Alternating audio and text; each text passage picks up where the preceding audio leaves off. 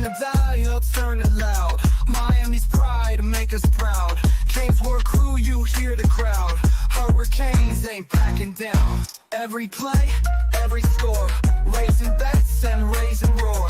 Rocking orange, green galore. All for one and one for four. We got FTSN, taking names, winning again. Podcast fam, till the end. Tune in, now let's begin.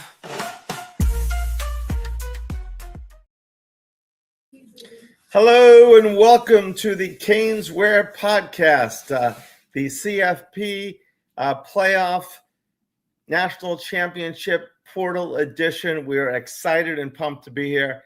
Obviously, we'd be a lot more pumped if the last game had gone our way, but it was an amazing run for the Miami Hurricanes, for your Miami Hurricanes, for our Miami Hurricanes, for CanesWear's Miami Hurricanes. Just the little things, the little steps I talk about, the little wins, getting into that playoff was phenomenal, wasn't it, Gio? Just phenomenal getting into that playoff. I mean, that was like unbelievable. Then with everyone saying they'll just be one and done, and then we go ahead and beat Texas A&M in front of their 800 million fans. I think we're in the stadiums, they said. So we beat them. Then we beat our nemesis, Ohio State Buckeyes. Then we get rid of the Fiesta Bowl curse against Mississippi.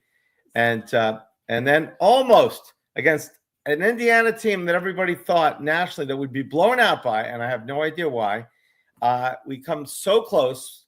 We a little tentative in the first half, but then we poured on, have every chance in the world, but just come up short.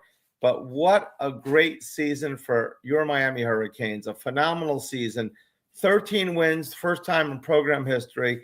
I mean, so many great individual efforts, a team effort. I know we all wanted to win that championship. I promise you, nobody wanted to win more than Gio and I. But it was just what a season. It just felt so good. Dare say it, the Hurricanes are back. The portal is exciting. Everything is heating up. We're going to have tons of guys in the draft, tons of new guys in the NFL, lots of new Canes blood coming. It's just such an exciting time to be a Hurricanes fan. And so I just want to let you know, thank you so much for being part of our show. Thank you so much for being part of the Canes and CanesWear family. And speaking of CanesWear, we are sponsored by CanesWear, the spot South Florida and Miami fans shop. If you came by or ordered from the store, it's been a crazy 10 days, crazy month and a half. The last 5 days have been, amazingly crazy. The lines have been out the door. And if you ordered and you didn't get your stuff on time or so, we do apologize. It was just like every day was like a Christmas rush. But thank you to all the amazing Canes and CanesWear family out there. And remember, we're on the Fins Talk Sports Network. Like and subscribe to Bobby and the team, and go ahead and that'd be a great thing to do. And share this. Tell your friends about it. Gio and I are going to be on regularly, so exciting times ahead. So we are pumped. And without any further ado, I've got the man himself on the sidelines for all the big games, thankfully. And reporting portal, reporting Hurricanes, everything. The man himself, Gio. How are we doing, Gio? I'm doing good. Look, no time for crying over spilled milk. Yes, Miami could have won that game Monday. Everyone knows the block punt, the missed field goal, the last drive, not getting those stops on some fourth downs. But it is what it is. But you know what, Brett? Miami is in talent acquisition mode. Mm-hmm. They are not going to cry over the spilled milk. They are not going to pack it in and just say, all right, we're done. We got here, but we came up just minimally short at the end. No. Miami's trying to gear up to go back on another run yet again. They're chasing down Darian Mensah from Duke, who had his injunction hearing actually moved up from February 2nd to January 29th. Just a little bit about that as well, about the whole Darian Mensah saga. I wouldn't be surprised. I'm not saying this is what's going to happen, but I wouldn't be surprised because a lot of these legal proceedings, what ends up happening even before a hearing comes about, as long as both sides are amicable about it, potentially a settlement between Miami and Duke. Mm-hmm. The reality is here, Brett, when it comes to Darian Mensah or just other collegiate athletes, the schools really don't have true rights to keep these players hostage at their school. At the end of the day, they're not employees of the institution. So that we'll see as it goes. Next Thursday is the hearing. Potentially, we'll see if something happens beforehand. You know, sometimes these things, they end up in a settlement before it even gets to a hearing. So we'll see. However, his teammate and the second most productive receiver in the ACC this season, right behind Malachi Toney, Cooper Barkate, entered the portal as well. And I find it quite ironic, Brett, that Duke's not trying to prevent him from entering. Did he have a contract with?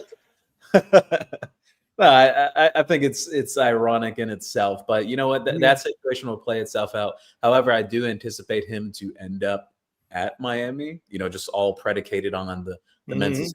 I'll say this though, at least from the side of Miami and speaking to a few people around the program, there's not much concern about like Mensa becoming a Hurricane. There's plenty of people that are very confident about it following through. Just got to let things play out. And for the questions people have about, you know, the enrollment date at Miami and whatnot, I've mentioned this several times in my private board. I'll bring it up here. UM's president and administration as well, they've commented on it already in the past that because of the unique situation of Miami going so far into the postseason versus enrollment dates, like, for example, one of the final enrollment dates was January 21st, which already passed. Then there was an extension made up to the 23rd. For the people worried that, oh, you know, what if he doesn't get in time or whatever? All this is going to be settled within the next week. Exceptions will be made, and this has already been mentioned as it is. So for the people getting riled up about that, like, oh, he's not going to participate in spring, relax. As long as everything, you know, goes the way it is expected, he will participate in spring. So that's huge for Miami. Getting a quarterback in Darian Mensa, who was second in the country in passing yards and second in passing touchdowns, only behind the Heisman winner this year in Fernando Mendoza. So, Brett, I think that shows a clear inclination where Miami's at mentally with the program and what their idea is of what they want to do next season. Then you have new playoff rulings that came out today where everyone already knew about the Notre Dame and if they're inside the top 12, they're given the automatic bid. However, things were changed for the Power Four and Group of Six. So Power Four now, if you are the conference champion, you are granted an automatic bid now. The top Group of Six school, the top ranked one, conference champion, regular season, or if you win the game, the actual conference championship. So now they are going to weigh the conference championships more. You will not see a situation where, for example, this past season, Duke winning the conference championship, even though how all that came about is just crazy tiebreaker rules that the ACC had, they would essentially have been in the playoff this year. Well, Duke would have been in the playoffs. Awesome. Oh, wow. Yeah. So you have all that coming about now. I think the reality is this here, Brett. I don't think Miami would want to go in as an at-large again, or, you know, just leaving it into the hands of a committee that whether they say green light or red light, stop, you're out of the party. You're be outside the club tonight. I think the biggest goal for Miami this year, you win the ACC, you're in the postseason. That should be the goal this year, this upcoming season. Absolutely. The ACC. So in terms of other portal acquisitions, so we already spoke about Cooper Barkate. The other two receivers Miami has added, and Cam Vaughn from West Virginia, who many people believe could play several positions for the Hurricanes at receiver. Very experienced receiver who spent his first year at Jacksonville State.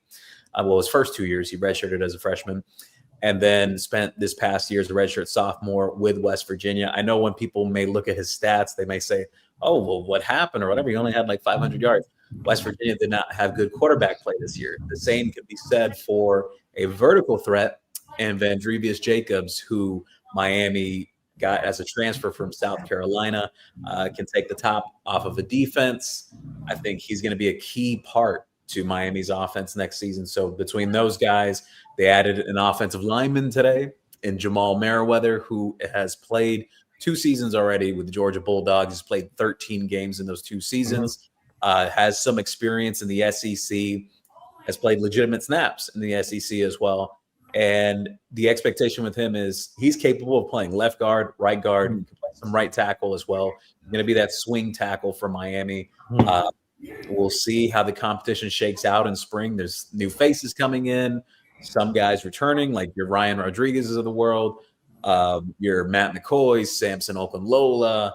So we'll see how all that competition sorts out. But I know right before we went live, because this has been discussed heavily, at least nationally for the past week now, the Jordan Seaton decision and how he chose LSU tonight. There was a lot of deliberation back and forth there where LSU was feeling great at one point. Miami was gaining some momentum near the end, even Oregon with the in-home visit and whatnot. But he ultimately went with LSU, who had the most buzz throughout the early portion of his portal recruitment. I'll be honest, Brett, it is what it is. I know some Miami fans may be upset and whatnot. If you're wondering, like in terms of the compensation factor, Miami was very aggressive with their offer. So, and they were very big on selling the development point as well. So he wants to go to LSU. It is what it is at the end of the day. I do believe that Miami will be fine ultimately, though. Mario Cristobal and Alex Mirabal have continued to show year over year that they develop their offensive linemen they bring in, whether it's through the transfer portal or from the high school ranks. I think Miami will be fine. Would it have been lovely to have a Jordan Seaton type of talent? Absolutely. But you have Jackson Cantwell coming in, and you have the other guys returning that I mentioned, and even some young pieces that they're really excited about. But defensively, there's some quick hitters here. I think one of the most impactful, or outside of Darian Mensah, but the most impactful transfer that Miami could have got this cycle is absolutely Damon Wilson II from Missouri. 55 pressures last year, 9 sacks, 9.5 tackles for loss. Brett, from an impact standpoint, the comparison I could make from watching the film, many people think he could be one of the top 2 or 3 pass rushers in the next draft class. I think from just a pure production standpoint, very comparative to an Akeem Mesidor as a pass rusher, like that type of level. I wouldn't say like a Reuben Bain, but somewhere between those two guys as a just pure pass rush ability and production. From that standpoint, I think it's massive for Miami to land him, especially when you lose Reuben Bain and Akeem Mesidor in one shot right here. Obviously, you have Marquise Lightfoot returning, Armando Blunt, Hayden Lowe, who was hurt this year, but was absolutely going to be a big piece of that pass rushing rotation. And then returning Ahmad Moten is the biggest guy that you had to hold on to coming back, and Justin Scott. And I can continue throwing out names here, but the bottom line is Miami has 5 former 5-stars that are going to be on their defensive line this season.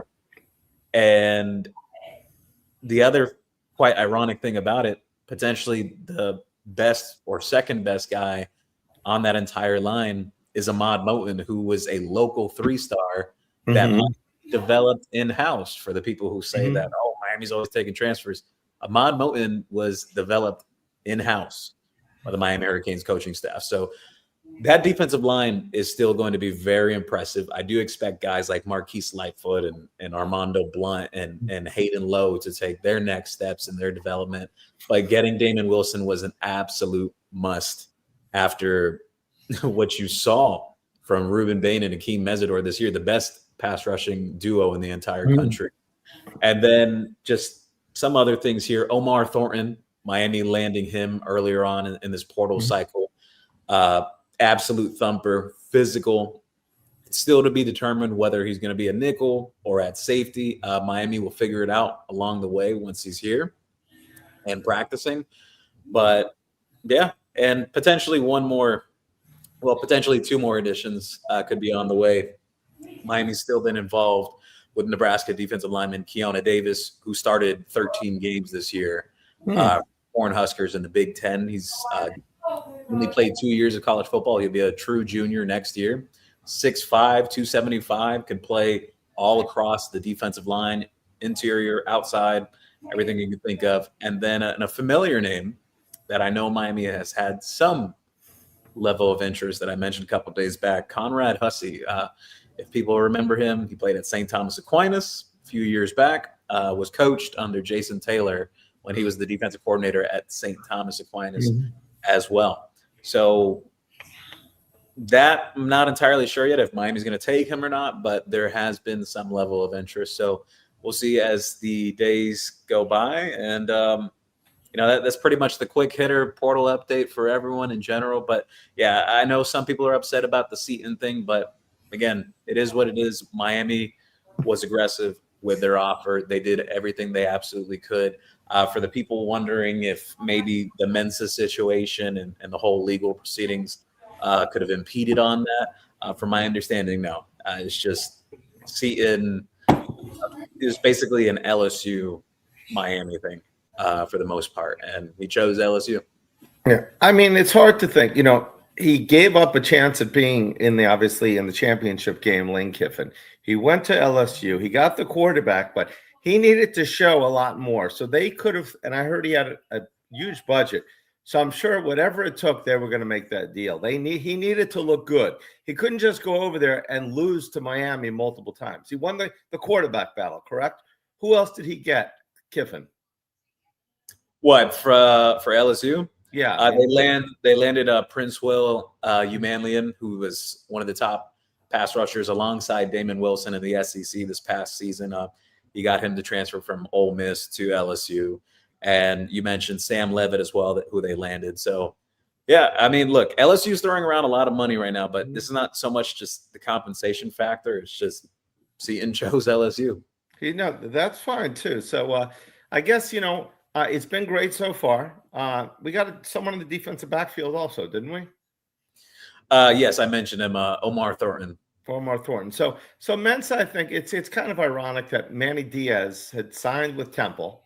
I'm going to be Temple's coach. He signed. He was there for a day. And then Miami said, wait, we want you back. And he said, okay, forget about it, Temple. I'm leaving. But on Mensa, so nobody sued him, I don't think. Maybe Miami paid a little bit of a buyout there. But now Mensa was with Tulane, wasn't he, before? And they went ahead. He got poached by Duke from Tulane. Wasn't he at Tulane or somewhere, Mensa? Yes, he was at Tulane the year prior. So and Mensa, he got poached. So he played 1 year. I mean, they only gave him $4 million. They didn't give him the whole $8 million. They gave him $4 million, right? He had a 2-year contract for $8 million. So if Miami has to pay something, it's hard to imagine they're going to keep the guy there. So Mensa would come to Miami with the wide receiver. I mean, it is a possibility that the Miami could be the ranked number one. If they get Mensa and they get the wide receiver, them or LSU, or maybe one or two other teams. We should be finishing this season number 2 in the country, which we did, which was pretty awesome. I don't know how Alabama finished number 9. That's another story entirely. Okay, losing the way they did the last couple of games, but we could, I think, be the top team in the country going into the season. Don't you think so? Yeah, in my opinion, I think a fair ranking for Miami going into next season, as long as everything goes through with Mensa, which is the expectation and anticipation, just even around the program, and you get Barcade and you finish up with another guy or two here that they're still working on. I think at minimum, Miami should be that top 5, 6, 7 range in preseason rankings. I think that's fair, especially watching the run that they're coming up off of, and what they're adding and what they have returning to. I know several people are like, oh, well, they lost Francis and they lost Bell and everything. Just the news flash for people. A year ago, Markel Bell was not even the type of prospect he is today. How did that happen? The development, the guys that are coaching him on the offensive line, in Mario Cristobal and Alex Mirabal. So I think people need to pump the brakes a little bit on Miami's offensive line taking a massive step back. Do I expect some growing pains? Absolutely. Francis Mauanoa had some growing pains as a freshman. He wasn't the prospect he is today, but he was still really good as a true freshman. I think those are reasonable expectations for a guy like Jackson Cantwell. Mind you, Jackson Cantwell had valuable experience coming in early during this playoff run, and the amount of practices he got in with the team throughout this period of time in the winter. So, will there be some growing pains? Yes, but for anyone who anticipates Miami's offensive line to just be terrible all of a sudden, that's not going to happen. And mind you, another thing too. Yes, you lose Brockermeyer, you lose Malinois, you lose Cooper, and you lose Bell. However, you have 3 guys returning this year that have played a lot of snaps, 2 that essentially have been co-starters for some time now, in Samson Okunlola and Matthew McCoy. And then people forget this unless you watch the tape. Ryan Rodriguez has played a lot of snaps for Miami this past year. And even SJ Alofaituli was on the field quite a bit this season as well. So it's not like Miami's throwing in guys that are green that have never seen the field or played significant snaps in games this season. And even in the postseason too, those guys have seen the field. So you mix that in with what you have coming in from the high school ranks, what you're bringing in from the transfer portal and everything. Miami will be fine on the offensive line. I think, you asked me personally, the additions at wide receiver, I think Miami will be better at wide receiver. I think Miami naturally will be better at tight end, to be honest with you, Brett, as well. Because, yes, Elijah Lofton didn't have the big season that many anticipated. However, he will be returning. It's another off season for him to have preparation to get ready for the next year. And you have some talented guys coming in and one returning who many people are excited about, and Luka Gilbert, Gavin Mueller coming in, Israel Briggs. If Miami can't find something in that tight end room between those guys, then yeah, they have a problem. Mind you, their tight ends coach just moved on. There's going to be a new tight end coach coming in relatively soon before spring practices begin the first week of March. So I think just offensively, Brett, Miami's going to be fine. I see no issues for Miami. Yes, small step back on the offensive line, some growing pains, but they're not going to be terrible. And you add a guy like Mensah, and then you have Mark Fletcher returning. You were able to retain Gerard Pringle, Shamar Brown expected back. There's a lot of key pieces returning, and I haven't even mentioned Malachi Toney coming back too. Miami's going to be fine offensively. They have a lot of guys returning on the defensive line. You're getting Mohamed Touré back for another year. Another year he is removed from the significant injury he had at Rutgers when I think if people watched the playoff run or the late portion of the season, Mohamed Touré started picking up steam as the season went on. So I think that should have people excited for what he could potentially be next year, another year removed from the injury. There's some people that have some expectations from Kamal Bonner to rise during the offseason. We'll see if that takes place. You have young pieces like Kellen Wiley and Cam Pruitt that have flashed at linebacker. And your defensive backs, you return most of your defensive backfield outside of, yes, Keontae Scott is a massive loss, and Jacoby Thomas, yes, too. However, you have Bryce Fitzgerald returning. You've brought in some young, talented players as well. And then you brought Omar Thornton into the mix. And Miami brought in 2 kickers to compete, and you return your punter. Miami hasn't lost a ton. Like, yes, they've lost guys, but they've replaced, and they have talented freshmen coming in that are going to play significant snaps this next season. And one last guy to highlight as well, Brett, Samarian Wingo, the wide receiver Miami's bringing in. Just remember that name. Remember that name right now for this. Samarian Wingo. Between guys like him, Gavin Mueller, and J.J. Dunnigan, outside of Jackson Cantwell, those are 3 freshmen I've had mentioned to me that have really impressed early on since they've been in the program the last few weeks. Well, you know, when we talk about the portal, we talk about all these players, we don't really talk about the freshmen like you're bringing up now. But if you think about the 3 freshmen, if we did not have those 3 freshmen, there may have been others. We didn't have Malachi, who obviously was key to winning games. We didn't have Pringle, who was obviously key to winning games when Fletcher was down. And Fitzgerald, obviously Texas A&M, we may not even advance past that first round without his 2 key interceptions, including that big one at the end of the game. So without those freshmen, you know, we possibly don't get nearly. We may not even get to we probably don't get to the playoffs without Malachi. The the greatest thing about that, the guy that was expected to possibly make the biggest impact, at least defensively, of those guys you named, Hayden Lowe, sat out basically the entire year because of his injury. He was going to play significant snaps this year. No, that's spectacular. And a freshman that showed some promise last year, wide receiver, Joshua Moore. I mean, he was, he, for whatever reason, second year, sometimes it just clicks for these guys. I'm still confused about what we're going to do about the running back situation. I mean, Fletcher came back, which is awesome. I still confused, but he came back. Probably his stock probably couldn't be much higher.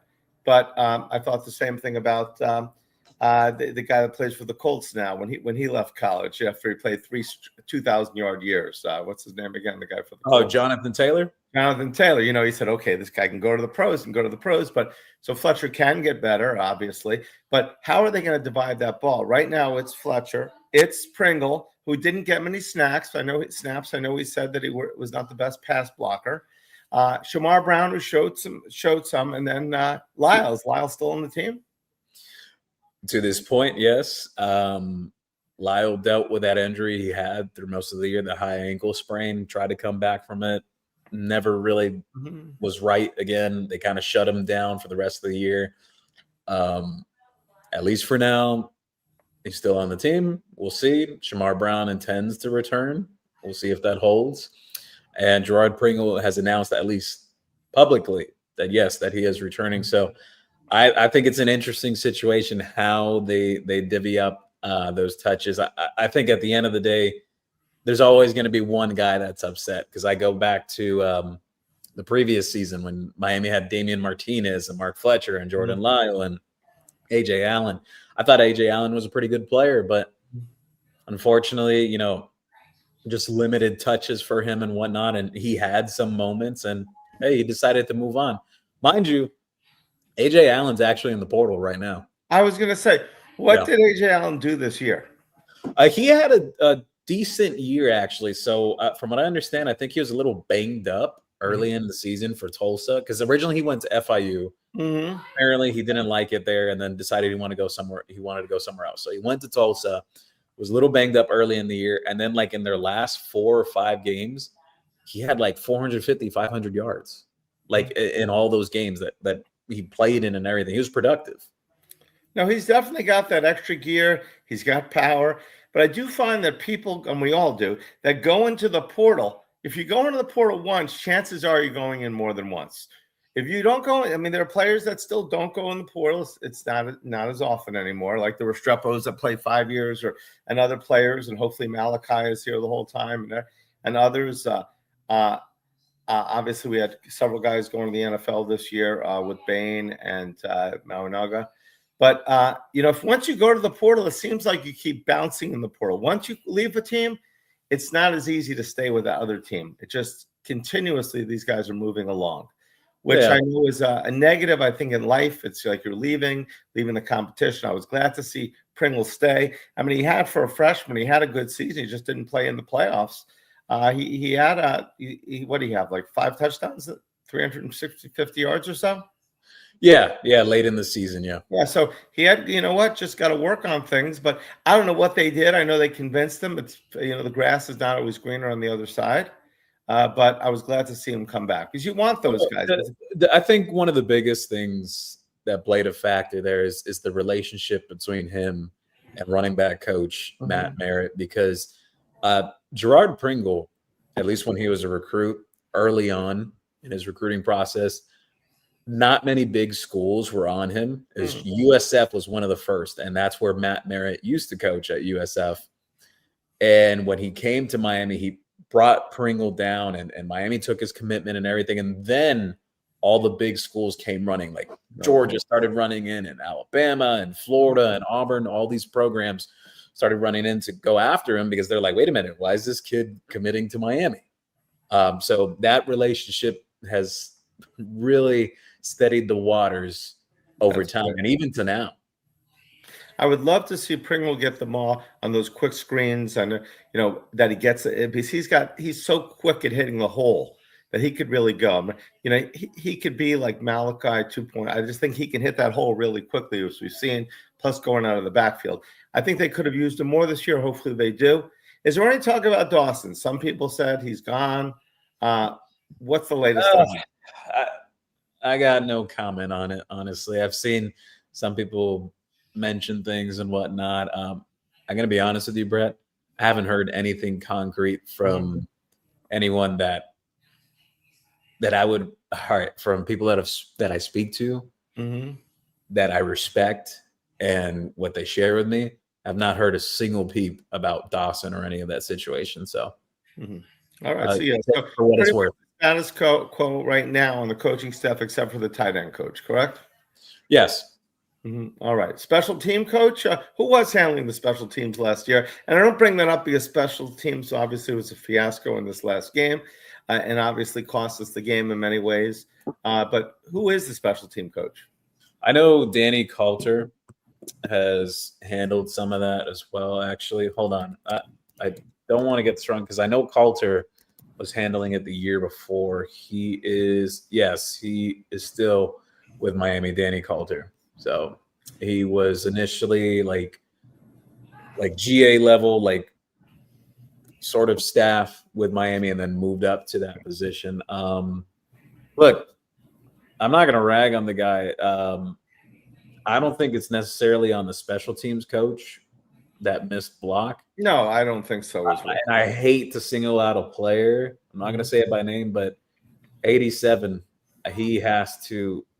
I mean, there has to be more effort there. You're playing in a national championship. You can't just love tap the guy who's coming right at you. There's no excuse for that. Especially that's where the punter goes, to the right. So it didn't make any sense. Preceding that, Malachi failed to the ball at the 5-yard line. He ran back to field that ball. It was a beautiful punt. Obviously. Yeah, well, actually, one of the things about that punt leading up to that, so that Malachi return, which is like right before that blocked punt, like a few plays before, Miami was actually setting up for a trick play there. It looked like a trick play. It looked like he was going back. My class view shows it. You see another player running back from the gunner team, and like no one is near him. It would have been amazing. Like trying to set it up for a lateral to the other side of the field. It would have been a long pass, similar to when we did it. Was it Dallas Crawford that threw that pass across the field in the lateral game? That I think that was it. So, no, I saw that. And obviously, that play could have changed the whole game because if we have a blockbuster play there, they don't get the block punt there. And that's just the way how close the game was. But you're right. That was set up there. And that's maybe why Malachi went and caught the ball, because it was set up to be a play like that. It would have shocked everybody. But a lot of people blame the block punt on the game. I don't know. I mean, I think it's a whole game played. I mean, even with that block punt, we had a chance to win the game. Obviously, we all know about the pass, thrown into the cover 2. But still, only Beck knows why he threw that ball. Obviously, I thought he was open when he threw the ball, but we were dinking. We had 3 timeouts, the ball at the 50-yard line. I think pretty much every Cane fan thought this is going to be it. And when the confetti went off and it was red and white, I thought that was supposed to be orange and green. And you heard the pow pow, but great game. I mean, I thought we started off a little tentatively in the first half. I thought we were just running the ball right up the middle. I think we could have gone a little bit more outside. Fletcher's touchdown was to the outside. I thought, the Malachi reverse. I thought we could have done a few more things, but it is what it is. We played well. I think we just got to be better on offense to win it all. That team was no better than us. And people say we had to play the perfect game. We didn't play our best game. Probably on a scale of 1 to 10, I'd say we played a 6 of a game. Miami beat themselves. That's all it is. They totally beat themselves. Fernando, great kid, it seems. Those two passes he made, the 4th down long pass on the back shoulder, the run he had was amazing. So I don't think he's a first-round pick, but now I see that Tom Brady is going to personally tutor him if he goes to the Raiders, which is he's that type of quarterback. Tom Brady was not a guy that throws the ball long either. So we'll see what happens there. But we got beat. The Indiana story was great. Our story would have been fantastic. But either way, great season, fantastic season. Like you said, we're not rebuilding, we're reloading. We're going to be probably a top 5 team, which is we have not been a top 5 team since when to start the season? Oh, you have to go back to I think 2003 or 2004. And that will energize the fan base.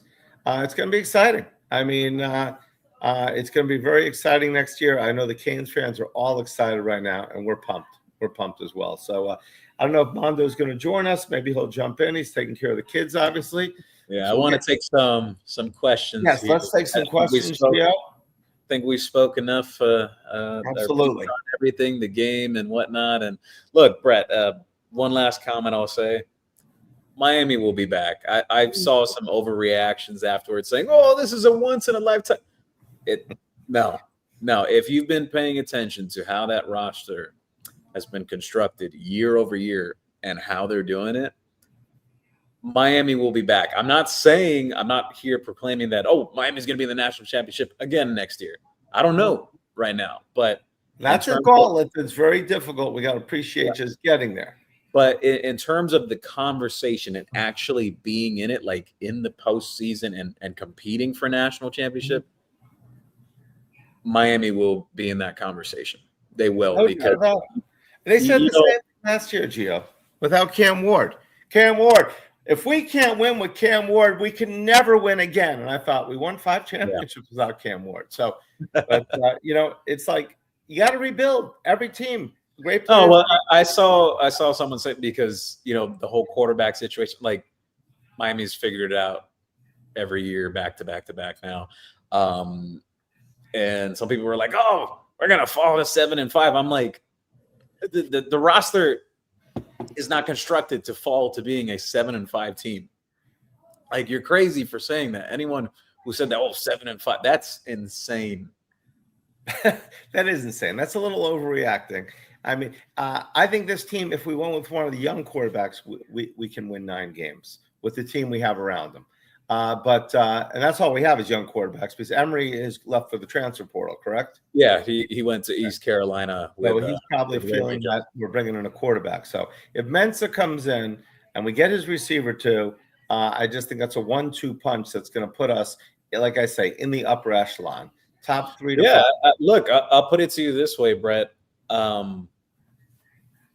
Both Malachi and Barcade, they are 2 of the top 5 receivers returning to college football next season in terms of production. You have Jeremiah Smith, Malachi Toney, Cooper Barcade, KJ Duff, and I feel like I can't remember the name of the other, but basically 2 and 3 could be on the same team very soon.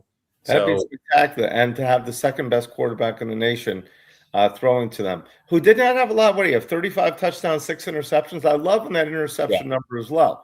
I mean, I was concerned about the guy that went to LSU that I didn't think he was super accurate. Yeah. Well, here's my thing. I think what people could expect, as long as everything goes smooth with Mensah, which I anticipate to,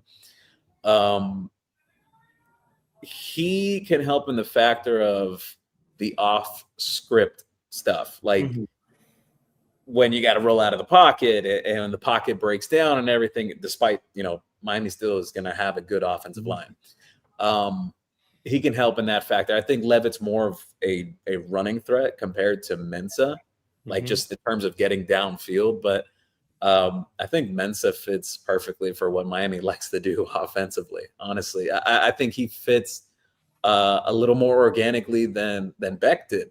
Actually, I don't want to throw Cam Ward comparisons or whatever, but the fit is more similar to that, and I expect you'll see more of Miami's offense looking the way it did the year prior. So if we can put that together with the defense that Ward never had. Not to say, but Ward was a throw first, run second guy.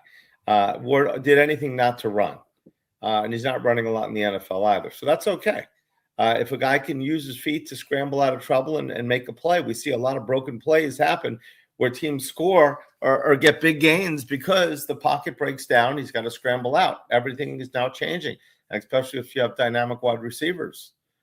So I'm excited. Let's see what happens January 29th. I didn't realize that. So we'll have to have a big party if when Mensa is coming. That's for sure. So let's see some of the comments here. 305 Kane God. I don't think he's a Mario kind of guy. Too much being in the spotlight. Don't seem like about a team. I think he's talking about Jordan Seaton. One Manuel, thank you, and always welcome here. He's always stopping by. The guys are back from the mothership. Yes, we are. He said, so it's been a boring few days around Coral Gables. Has anything interesting happened? A few things happened since the last show. Uncle Luke says hi. He is a fan of Gio and Brett, but has beef with Mondo. And then he said, Luke better not have Philip Dorsett on the program. Yeah. He said, Luke is fickle like that. He is jealous of Mondo's muscles arms. Wait, isn't Luke 65? He should qualify for AR. Oh, my God. Okay, so Juan Manuel shared. Gio, how is the state of Miami's roster doing? I'm concerned with the tight end room, defensive tackle room, offensive line room. Is Miami looking to address these rooms? A linebacker or two would be nice. There's not necessarily a linebacker out there right now that I'm aware of that Miami wants. The one they were super interested in, and he was actually telling people he was going to come, Rasheem Biles from Pitt. Texas ended up offering a lot of money, and he ended up going there. And I also heard some issues there about credits transferring over as well.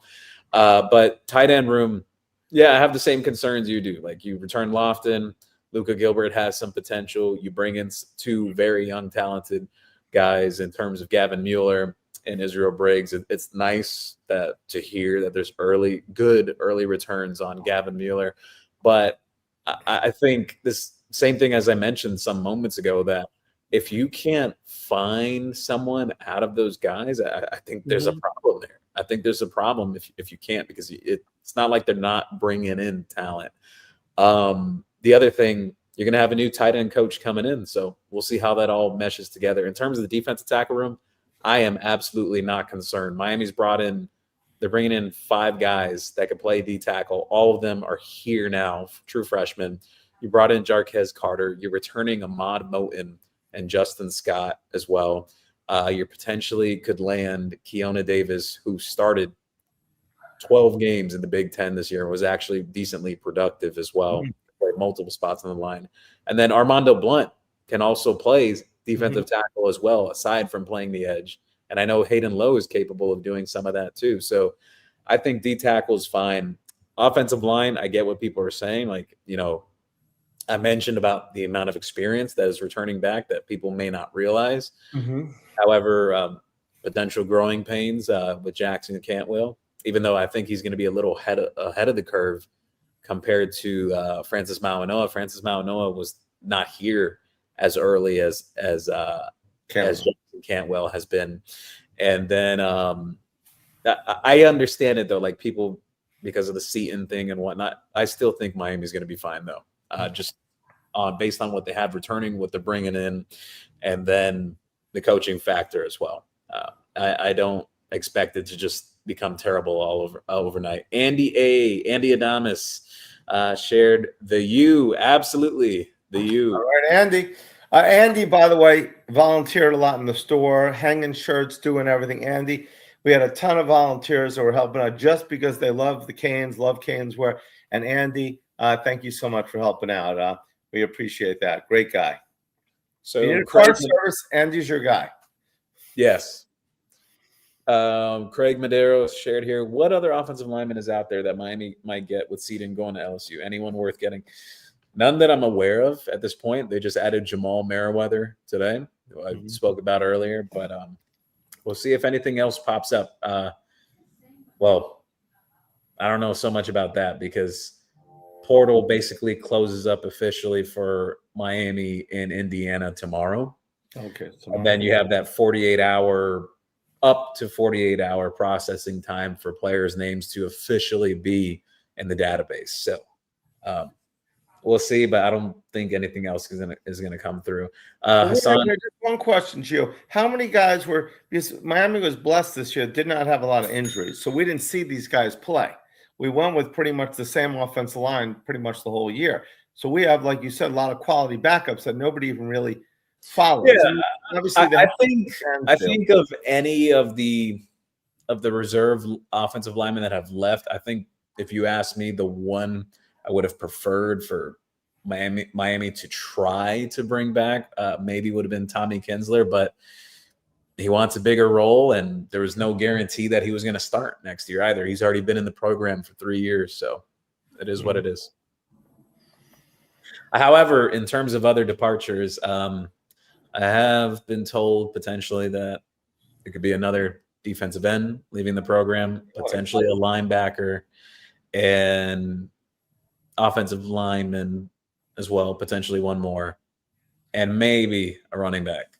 If you're on the private board, you're probably aware of some of these names. I've already mentioned it, but we'll see. I don't think, not anticipating anything like super significant that's going to have people like, whoa, wait, what's going on? Jacoby Hassan shared here. That slimy Kiffin has done it again. Yep. Jacoby Graggs, go Canes. Go Canes, Jacoby.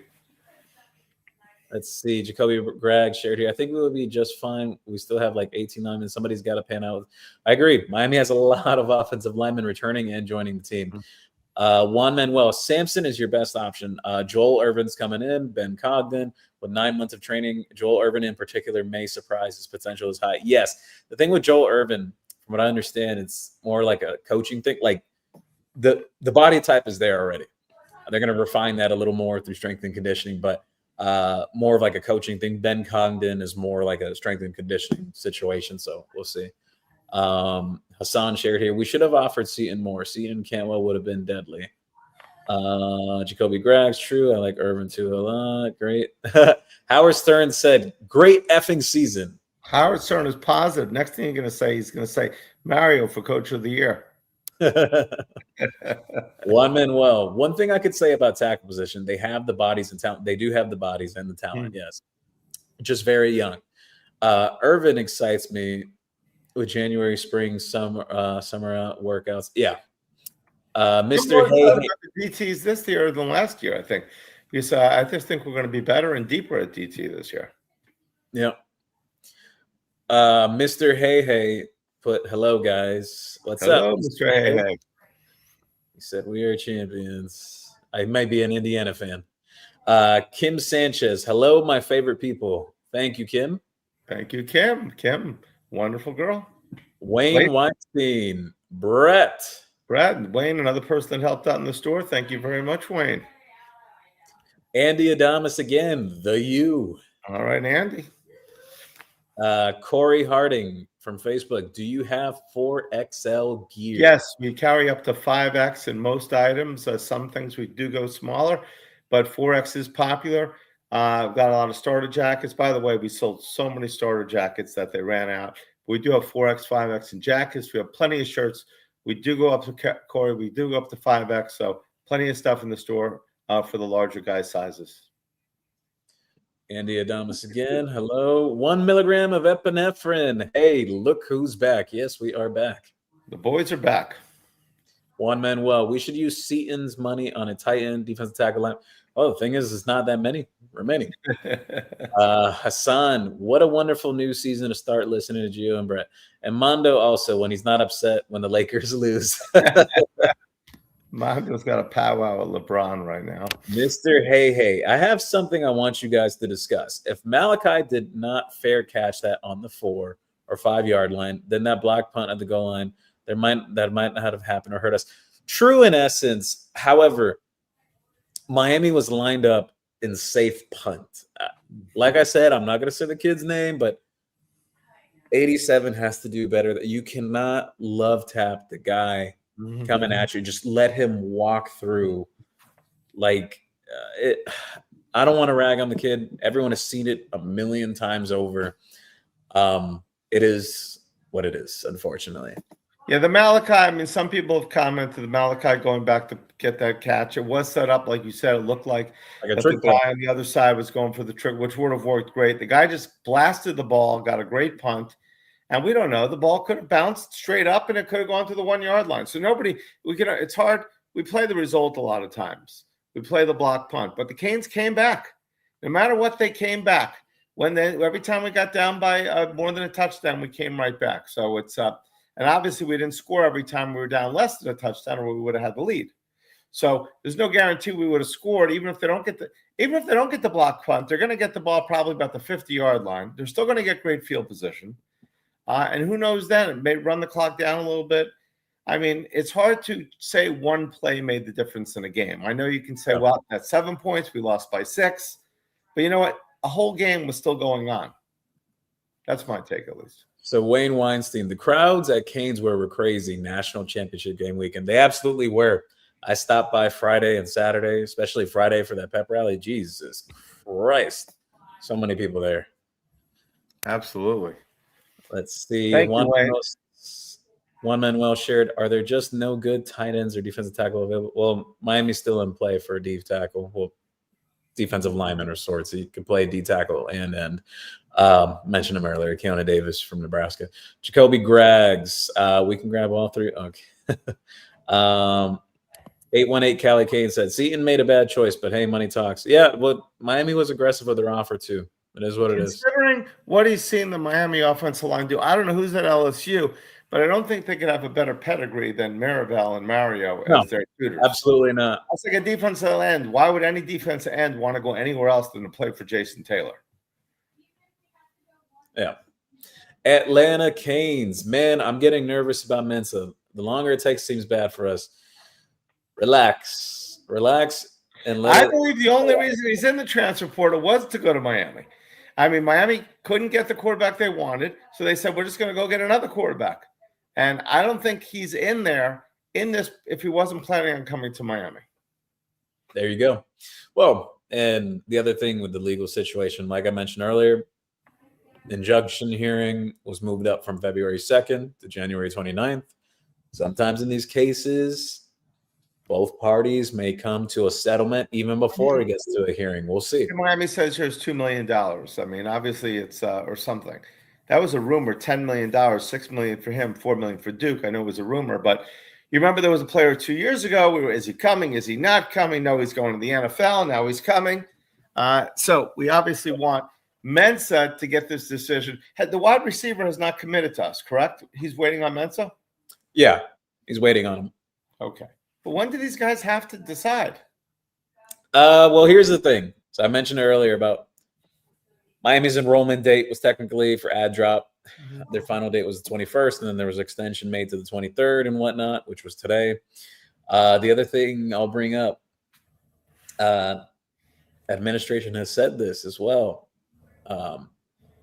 that they would make potential exceptions because of the unique case of how long they went through the season relative to enrollment dates. So it complicates things. President Joe, it's President Joe, right? He's obviously a football fan. This isn't Donna Shalala's time, which would have said there is absolutely no way we're going to have an extra day. For the people worried about it, about that aspect, relax. That'll be fine. He's very much into football. Seton is going to be a top 10 pick in the draft, so him getting more back before then is smart. Jose Gonzalez, yes. All right. H. Canes, Miami spending better than topping $4 million due to LSU is giving more. You wish him the best. You don't go over what you can for a player in this day. Very true. True.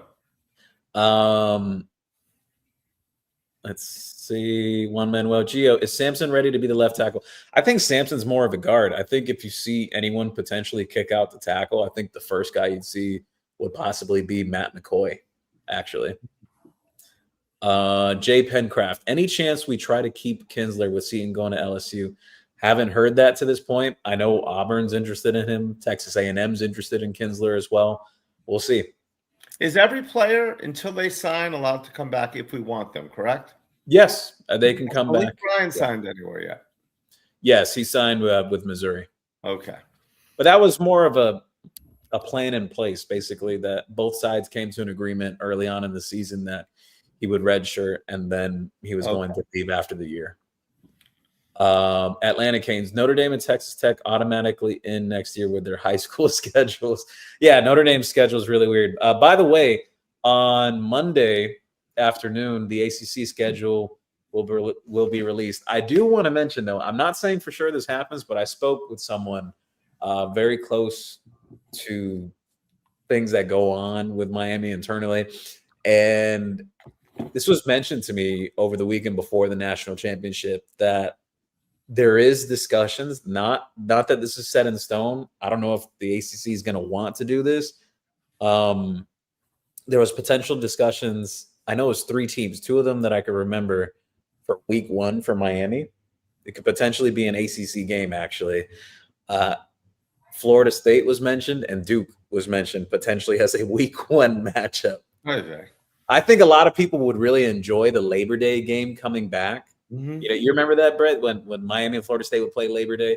Yeah, I don't know if they want to do yeah. that. Yeah, I don't know if they want to do that with all the week 1 slate matchups that are set. Are we slated to play? So we don't even know yet. Obviously, We don't know yet. No. Last year, it's always the game. Last year, But 2 of the teams, there was 3 teams mentioned to me, and 2 of the 3 that came up, it was, I can't remember the third now, but it was Duke, Florida State. This is just a little insider here that I'm sharing on the podcast. So, well, we don't want Notre Dame because we know how that thing went. We want to play them late in the season. Yeah, that's already set in stone for November 7th. Mm-hmm. Let's see. J Cash Co. Are we getting rid of? I already spoke about that. Juan Manuel, that's not a good thing with ACC. Weird tiebreakers. Yeah, on the ACC tiebreakers, they're going to have to address that because you saw how much Miami did for the ACC actually in the playoffs and how the narrative completely changed about the ACC as a conference. If I'm the ACC, in terms of tiebreaker rules, your number 1 rule should be, and there should be no other rule after this, your number 1 rule should be whoever is your highest ranked college football, like the college football playoff rankings, whoever is the highest team in that, they should win the tiebreaker and go into the championship game. Correct. Bottom line, you want your best shot to have teams in that playoff. That's what they should do. There's a way. So let's just say that happens, though. The best, and they lose that game, then you may have, you're still, we said, a conference champion's automatically going to get in.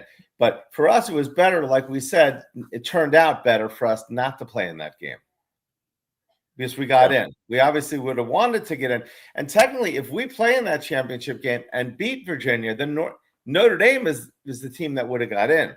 Notre Dame would have got in with us. And and then the Power 4 team, they would have been out, the other team. Yeah. JMU probably. So Notre Dame, for us not being in the tiebreaker game and playing Virginia, which we probably would have beat, okay, then Notre Dame really lost out on that. We didn't, which is kind of ironic. So CMB 7686, guys, do you think we will pick up any linebackers from the portal? None that I anticipate right now. One of the guys that they were interested in, what mentioned it earlier, the bio situation, and there's some issues with credits there as well. And then Texas offered a lot of money as well, and is what it is. Wesley Besant is moving on, correct? Yes. Is he out of eligibility? Yes, he's out of eligibility. And Popo also. No, he still has eligibility, but yeah. Kenneth Lopez, the best price rusher on the team, the pass rusher on the team is Booker Pickett. I've yet to see the kid from Chicago, the 5-star, or the other guy from Miami Northwest. In the end, they got moved inside. Let's see. Craig Medeiros, Gio, any other guys from Miami going into the portal, or hopefully Miami? You spoke about that just a little while ago. Hassan shared here, Gio, any linebacker news? Hearing Miami might lose a linebacker. You heard correctly. It may happen. We'll see. Brett, I'll mention it to you when I can or whatever, but something that I've been hearing for a few weeks now. All right. I don't think it's something that people are necessarily going to get super mad about, but yeah. Juan Manuel, Gio, so has Jordan Lyle staying or hitting the portal? We'll see. I know the last thing I heard some weeks back, he was still deliberating on whether to stay or potentially hard to imagine we're going to have 4 running backs. It's just we had 4 running backs the year though. The year before we had 4 running backs, and all of them had decent seasons. So,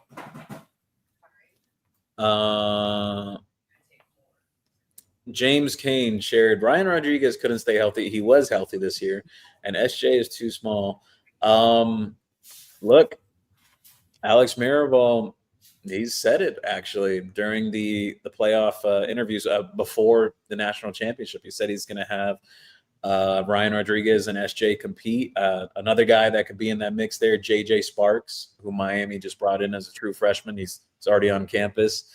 And I believe there's one other guy on the line that's actually capable of playing center. I can't remember now. There's another guy. But we'll see how the competition shakes out. 1 milligram of epinephrine. We don't want Miami ranked top 5 to 7 preseason. Mario is a 10-plus point favorite. Ain't pretty. Well, no, the thing is, number one, we don't have any say.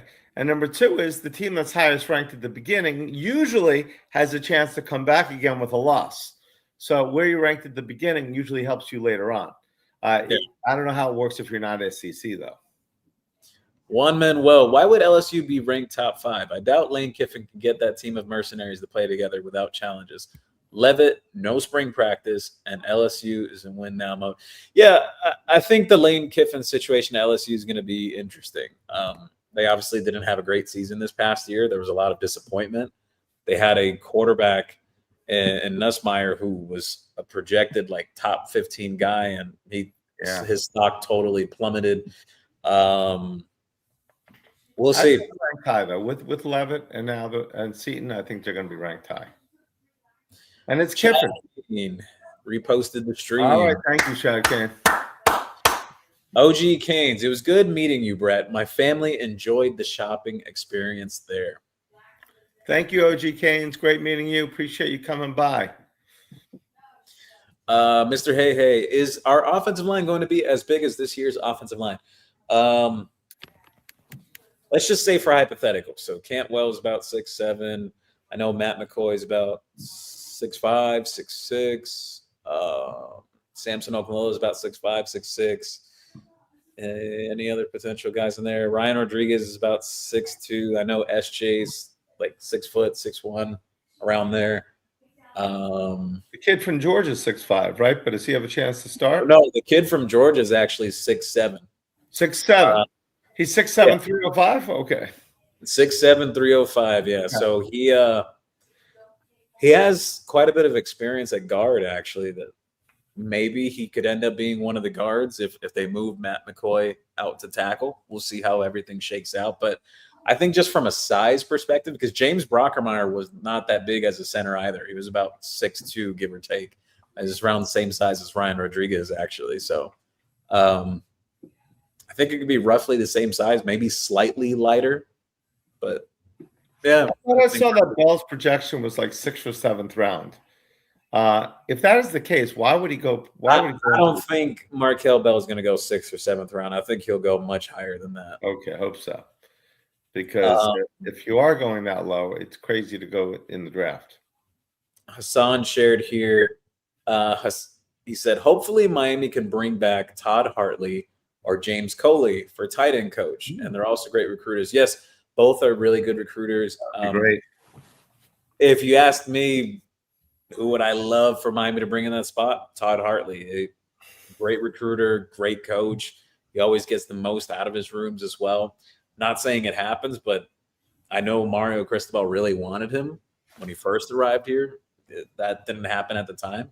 You know, maybe the second time coming around now, maybe it works out. Soulful Spirit, they getting that Mally start. Howard Stern said Wingo's going to be amazing. Yeah, there's been a lot of good early reviews on Wingo. Guys like Wingo, Mueller, and Dunnigan.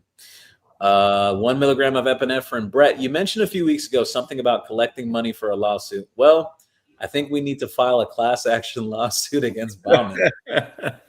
Yeah, that was if we didn't get in for sure. But I think Bauman is like Bartman from the Chicago Cubs. When he interfered with the ball, it's always going to be a name that lives in infamy in Canes.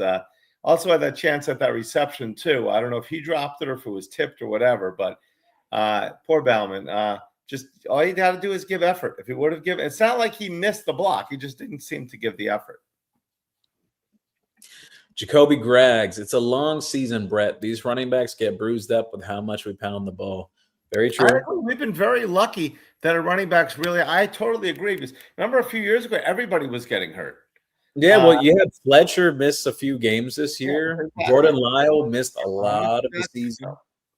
Great point. Great point, Jacoby. I agree on that. It's just that you don't want anybody to get hurt, but you're right. It is a long season. Why not go behind this great offensive line? Well, I mean, all these kids are getting paid anyway. And all you really need, as we know, is one great season in college football to be a high draft pick. That's all you need now. One great season. Ryan Davis shared here. Definitely can't retain everyone. Glad we still have Lyle and Pringle. Yeah, but I still think it's going to be difficult. Like, no matter which way it shakes, it's very difficult to see Miami holding on to all three of like Brown, Lyle, and Pringle. Like, even though Pringle's announced he's coming back, Brown has been leaning towards coming back for a few days now. We'll see. Don't we have a freshman also right now? Don't we have a freshman that's pretty good right here too now? Davian Mallory, yeah, who just came in. Mm-hmm. Juan Manuel. If we lose Lyle, bring back AJ Allen so he can finish his story. The one thing with that, though, I like AJ Allen.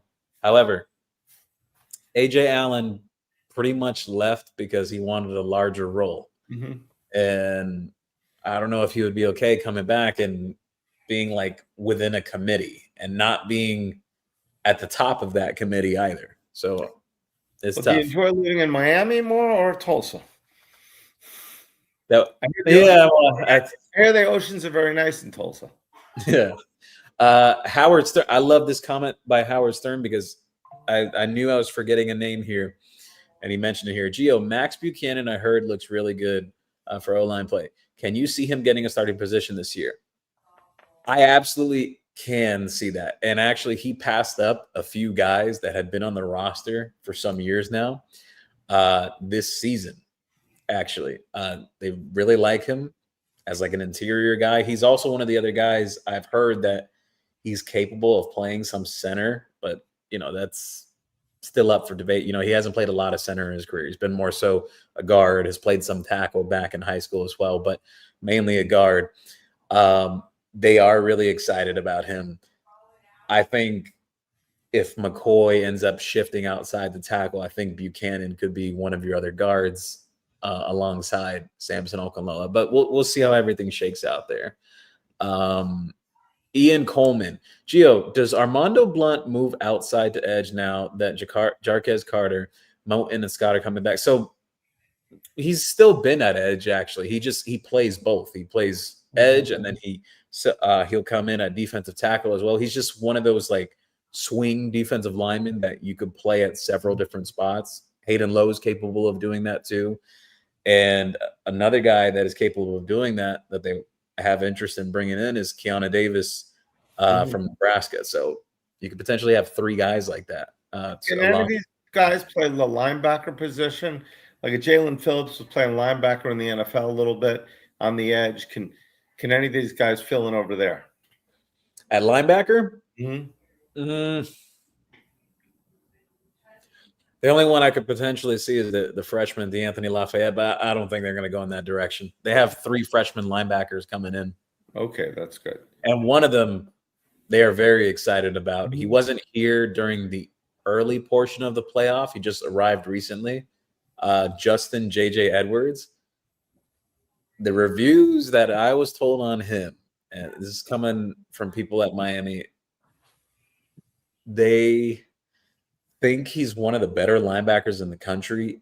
Wow. Entering into college football. We'll see if that materializes. Obviously some coaches have very high expectations for these guys. I know Corey Heatherman's very meticulous when it comes to what he wants at the linebacker position. So I wouldn't be surprised. Yeah, I wouldn't be surprised if some of his guys that he's recruited, at least in the past year, are very much in the rotation early on. Coaches want their guys. That's a very true thing. So, yeah. Soulful Spirit, though, interesting question he brings up here. How is Mylan Paris looking? So you talk about 6'6" receiver Miami brought in that could run between 4.3 and 4.4. Physically, has a lot of the great traits that you would love to have in a receiver. I just heard that he's quite a bit raw, that he's going to need some refinement. So, again, we haven't even started spring yet. So we'll see. So we've got coming back right now. We got Joshua Moore is definitely coming back, we believe. He's not going to. There has been some teams trying to pry there, but we'll see. Who else is coming back? I haven't heard anything over the last 24 hours that indicates that he is going to leave for sure, though. Malachi comes back. Joshua Horton comes back. Who else is coming back? Dalen Upshaw. Upshaw is coming back. Yeah, he was hurt. Yeah, they'll have Upshaw back. They have 2 transfers already that I mentioned earlier, Vaughn and Jacobs. Mm-hmm. You could have Barcate fairly soon as well.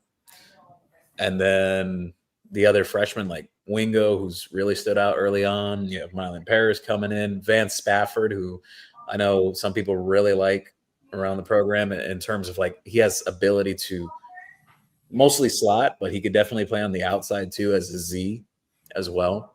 He has plenty of speed too. So, yeah. Now, when you mentioned Wingo, is he like a Malachi type, that kind of size, that kind of spurt? No. Wingo's more like he's about 6'2", 6'3", 190, almost 200 range.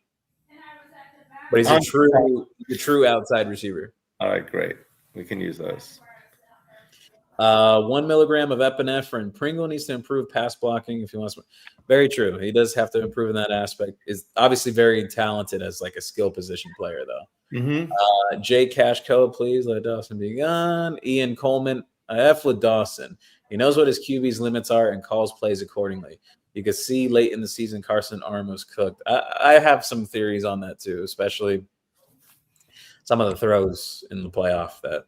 Yeah, I think his arm wore out a little bit, but I just thought he should have gone more to. It went a little too much inside, but they had lots of the playbook changed after SMU, and obviously we still don't know if it was Mario holding back the playbook, which a lot of people believe. Obviously, it just changed. So I think Dawson did a good job. I mean, it's you always want to look at it and say, well, if we would have called this, we would have had a better play. I mean, nobody knows what's going to work, what's not going to work. Sometimes the play will work. The players just have to execute. So it's hard to say, but I don't think Dawson is as bad as a lot of people think. Juan Manuel. Miami simply lost the game on special teams, 10 points of special teams and 2 penalties. Yeah, you're right. 1 milligram of epinephrine took Dawson way too long to add some variance in the run game. I agree.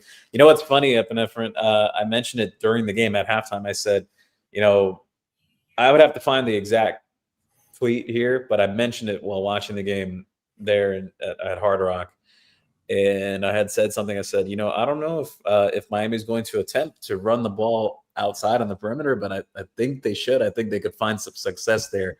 Literally right after the half, they do so, and lo and behold, long touchdown run by Fletcher. Mind you, Fletcher could have potentially had 2.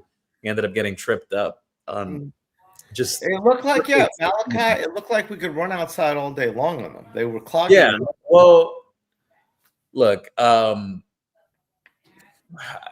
do think Miami should have attacked the perimeter more. Just even aside from the outside runs, just you needed guys like Daniels and especially Marion. Marion didn't have his best game against them, but you needed those guys to win on the outside.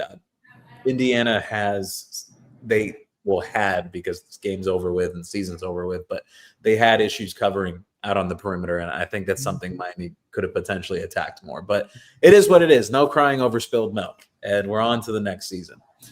Gio has spoken. Epinephrine also did mention the last throw was the right read, just a horrible throw.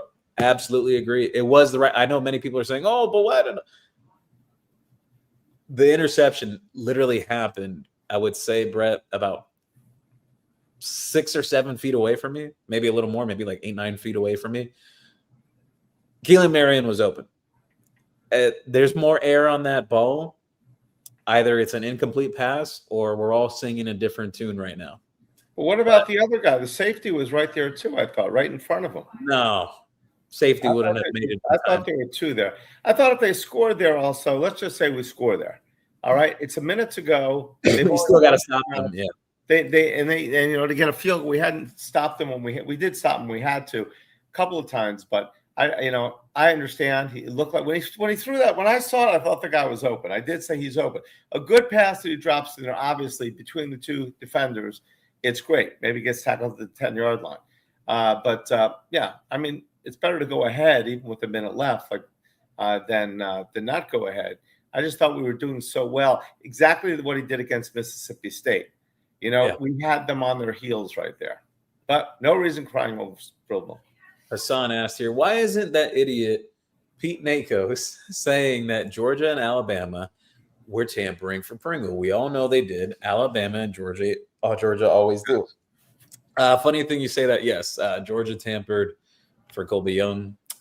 Alabama, they did tamper for Isaiah Horton. There's been other situations in the past as well. There was teams trying to tamper with Jordan Lyle before this season, actually. Alabama was one of them, by the way. Just a little quick note there. I think everybody tampers. I mean, everyone's we obviously went to Mensa and said, hey, we need a quarterback. But here's the thing, though. What's the definition of tamper? And the reason why I'm going to say this is a lot of players in schools, they're just going through the agents. They're not going directly through the players. Now, however, if it is true what Dabo Swinney said today, he had a press conference and talking about a linebacker they had landed in the portal, was a really talented linebacker, and Luke Farrelly. If it's true that Pete Golding and coaches from Ole Miss had reached out to him individually, over text message or any of the sort, that's bad. Mm-hmm. That is literally tampering, because there's one thing where you're going through a medium like a third party, and another thing that it's direct contact and you're not even actually in the portal. That's bad. So I know people are making fun of Dabo and the whole rant he went on today, but if it is true, Dabo actually has a point. Giovanni Foster, what's the chances of getting Cooper Barkate? Incredibly good, as long as everything goes smooth with Mensa, which is the expectation. Craig Medeiros. It's a 2-for-1 right now, right? Yeah. Craig Medeiros, who else might go in the portal from that? I had spoke about that earlier. What's the latest day for Miami players to go into the portal? So that would be tomorrow. And as I mentioned earlier, then you have what can be up to a 48-hour process, which can stretch into Monday. So they could go in tomorrow, but we won't know about it till Monday.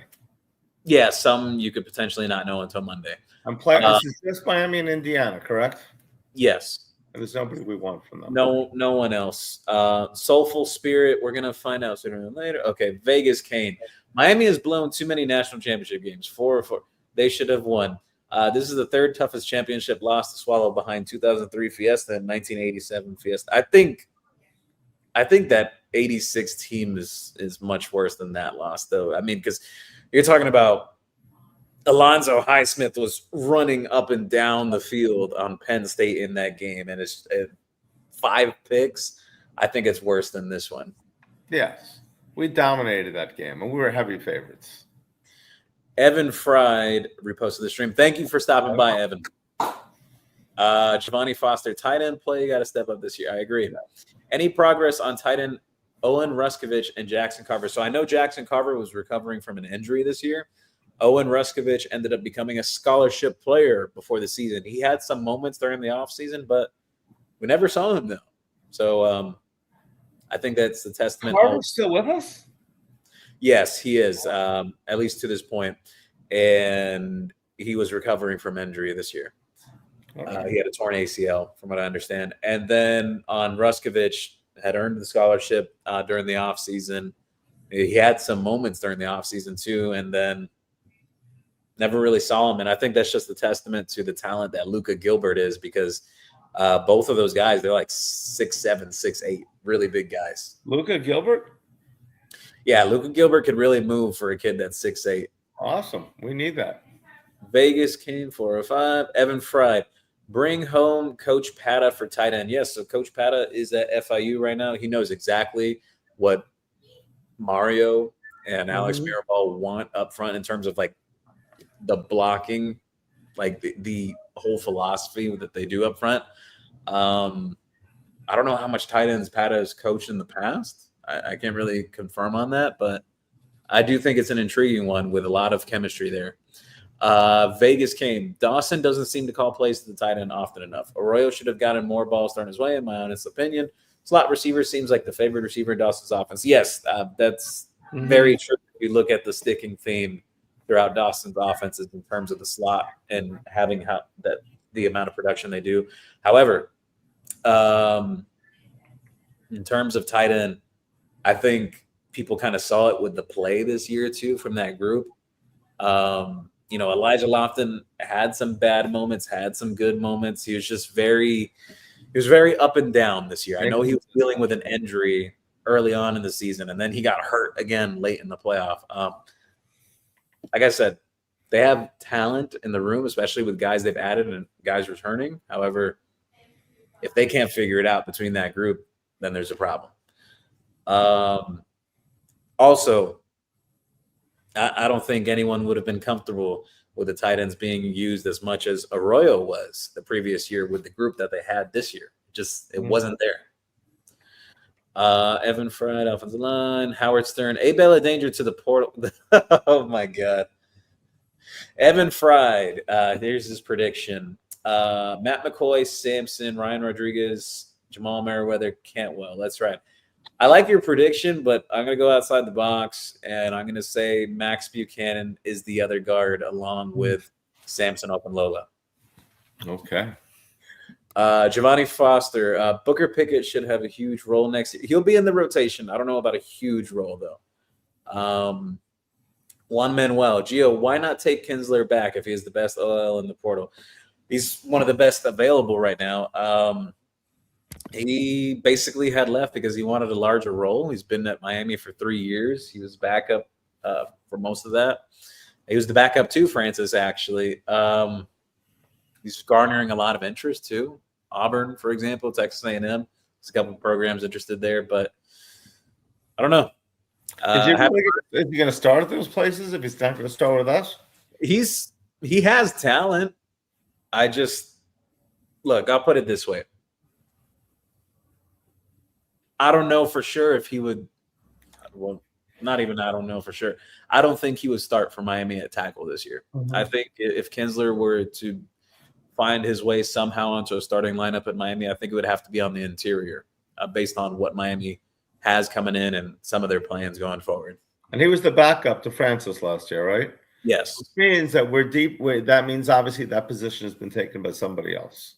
Yeah. Jeff Rogers said, hello, Brett. Hello, Jeff. Thanks for joining us. Gilbert Reyes, win, lose, or tie, Hurricane for life. Absolutely. H. Canes. Indiana played a perfect game. Miami played a very, very good game, however, made 2 to 3 mistakes. Agreed. Howard Stern, 87. You are never, ever welcome back in Miami. Please don't ever come back, you marshmallow. You are banned for life.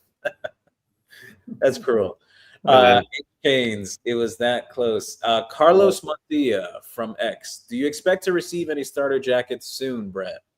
Carlos, yes, those starter jackets. It was amazing walking around the stadium and seeing everybody wear starter jackets. I don't know if we'll have any soon. Could receive a few returns. We have got too many returns since the game, but we have the original one coming back next season. I don't know if we'll have any before then of the special edition ones that we carry. We're working on it. Gilbert Reyes, I've talked so much smack for the last 6 weeks. These guys up here in New England beat me up with this loss. Jeff Rogers said, who is QB? Darian Mensah. It'll happen soon. You think Darian Mensah's the guy? Ian Coleman. Gio, where does Jarquez Carter fit? Does he replace Blay? He'll be in the rotation. I don't think he's going to be a starter, though, this year. And Ian Coleman said we recruited Carter out of high school. Yes, Miami did. They actually really wanted him a lot. Jose Gonzalez. Canes have improved every year under Cristobal. Do you expect this year to be any different? I think the improvement I would say to expect, the expectation should be win the ACC. Win the ACC this year. You win the ACC, everything else handles itself. You'll be in the postseason.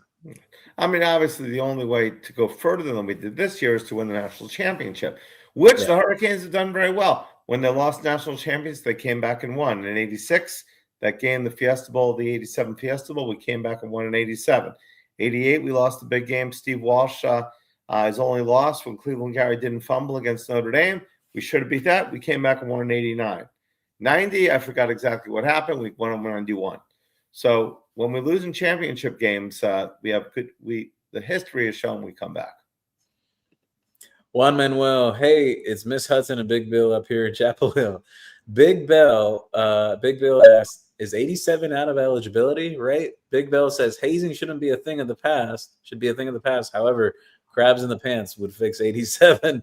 Yes, he is out of eligibility. He does not have. He's done. I didn't realize that. Okay. Doesn't have any more eligibility. Giovanni Foster, are you ready for that Notre Dame game? Absolutely. Gilbert Reyes, are we keeping Dawson in? Okay, so we spoke about that. Spoke about CN. Let's see. There's some repeat questions here. Howard Stern said in terms of that potential first game of the season, give us FSU. They're sorry and young. Very true. Good point. But they did beat Alabama. They're sorry and young, but did beat Alabama this year. Yeah, but Alabama lost to them, lost 3 games by more than 10 points, last 3. And they went ahead. They're still number 9. Go figure. Let's see. Rich Millennial, man, we've come a long way from the TVD roster. Was so happy to see the Canes absolutely meaningful games in January. We'll be back. I agree. I've been saying that. They will be back. Too. Mr. Hey, love the Duke game first. Yep. Duke and Florida State were the 2 mentioned. I forget the third team now. Can you imagine if we have Mensa and the wide receiver, we're playing them, what the press is going to be saying? Yeah. New King God shares here. Does Miami have the best DT room in the nation? I don't know if I want to say the entire room is the best. However, in terms of projected starters for next year, between Moten and Scott, and especially the way Scott played towards the end of the year, it's got to be a top 5 or 10 group minimum. New King God, what do you think about the Dabo? And spoke about that. Juan Manuel. So the SMU loss was great. It knocked out Notre Dame. Looking back from the playoffs, Jeffrey Wilson. When are the kids in NIL come at a crossroads with the portal?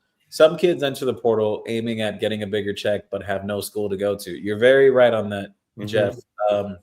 Exactly. There are kids still looking for their next destination. I'd like to know those stats. I mean, someone's got to have them. How many kids did not get a job, and how many that did get a job got less money? Yeah. No, there's some guys that they've played themselves. Hassan shared here. Gio and Brett, Kiffin has so much money to give out to players because he's too cheap to pay for 10 cents bags at grocery stores.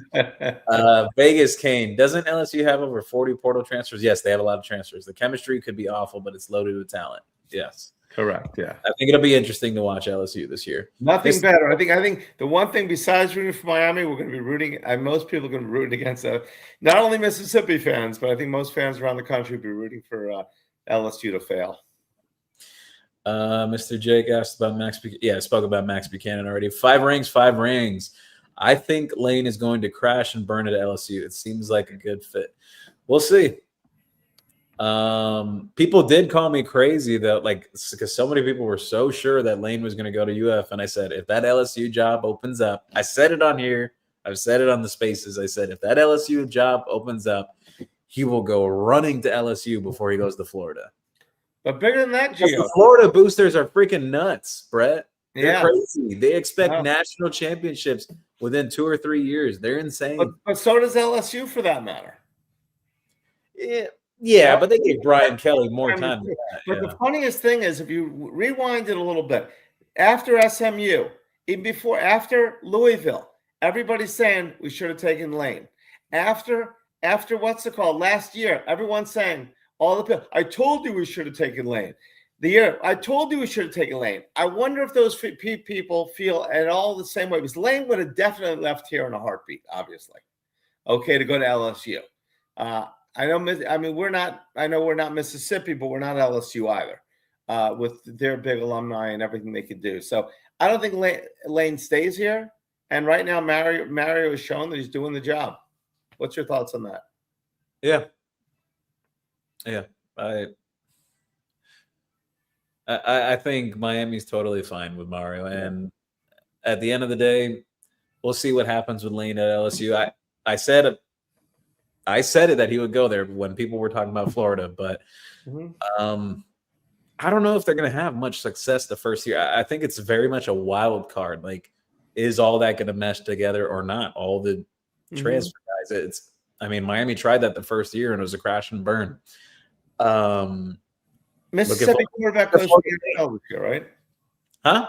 Mississippi's quarterback goes to the NFL this year? He's trying to come back for another year. Okay. Chambliss? Yeah. So Carl MIA asked, Seton really chose LSU. How much did he get from them? I thought we were the highest bidder. I don't know where this is coming from, that of Miami being the highest bidder for Seton. All three teams were very competitive in terms of the offer. LSU has a lot of money to throw around, the same for Oregon, and even Miami too. All three teams were very competitive in it. So I don't know where that narrative came from about Miami being the highest bidder, though. Kyle's CGA. Do they like Minaya at offensive line? I haven't heard much on Minaya, actually, to be honest with you. He was not in the 2 deep this year, actually. Giovanni Foster, do you see us winning the ACC championship? If they get Mensa and Barkate, and they're almost done with the portal, there's 2 more potential additions for defense between DB and defensive line.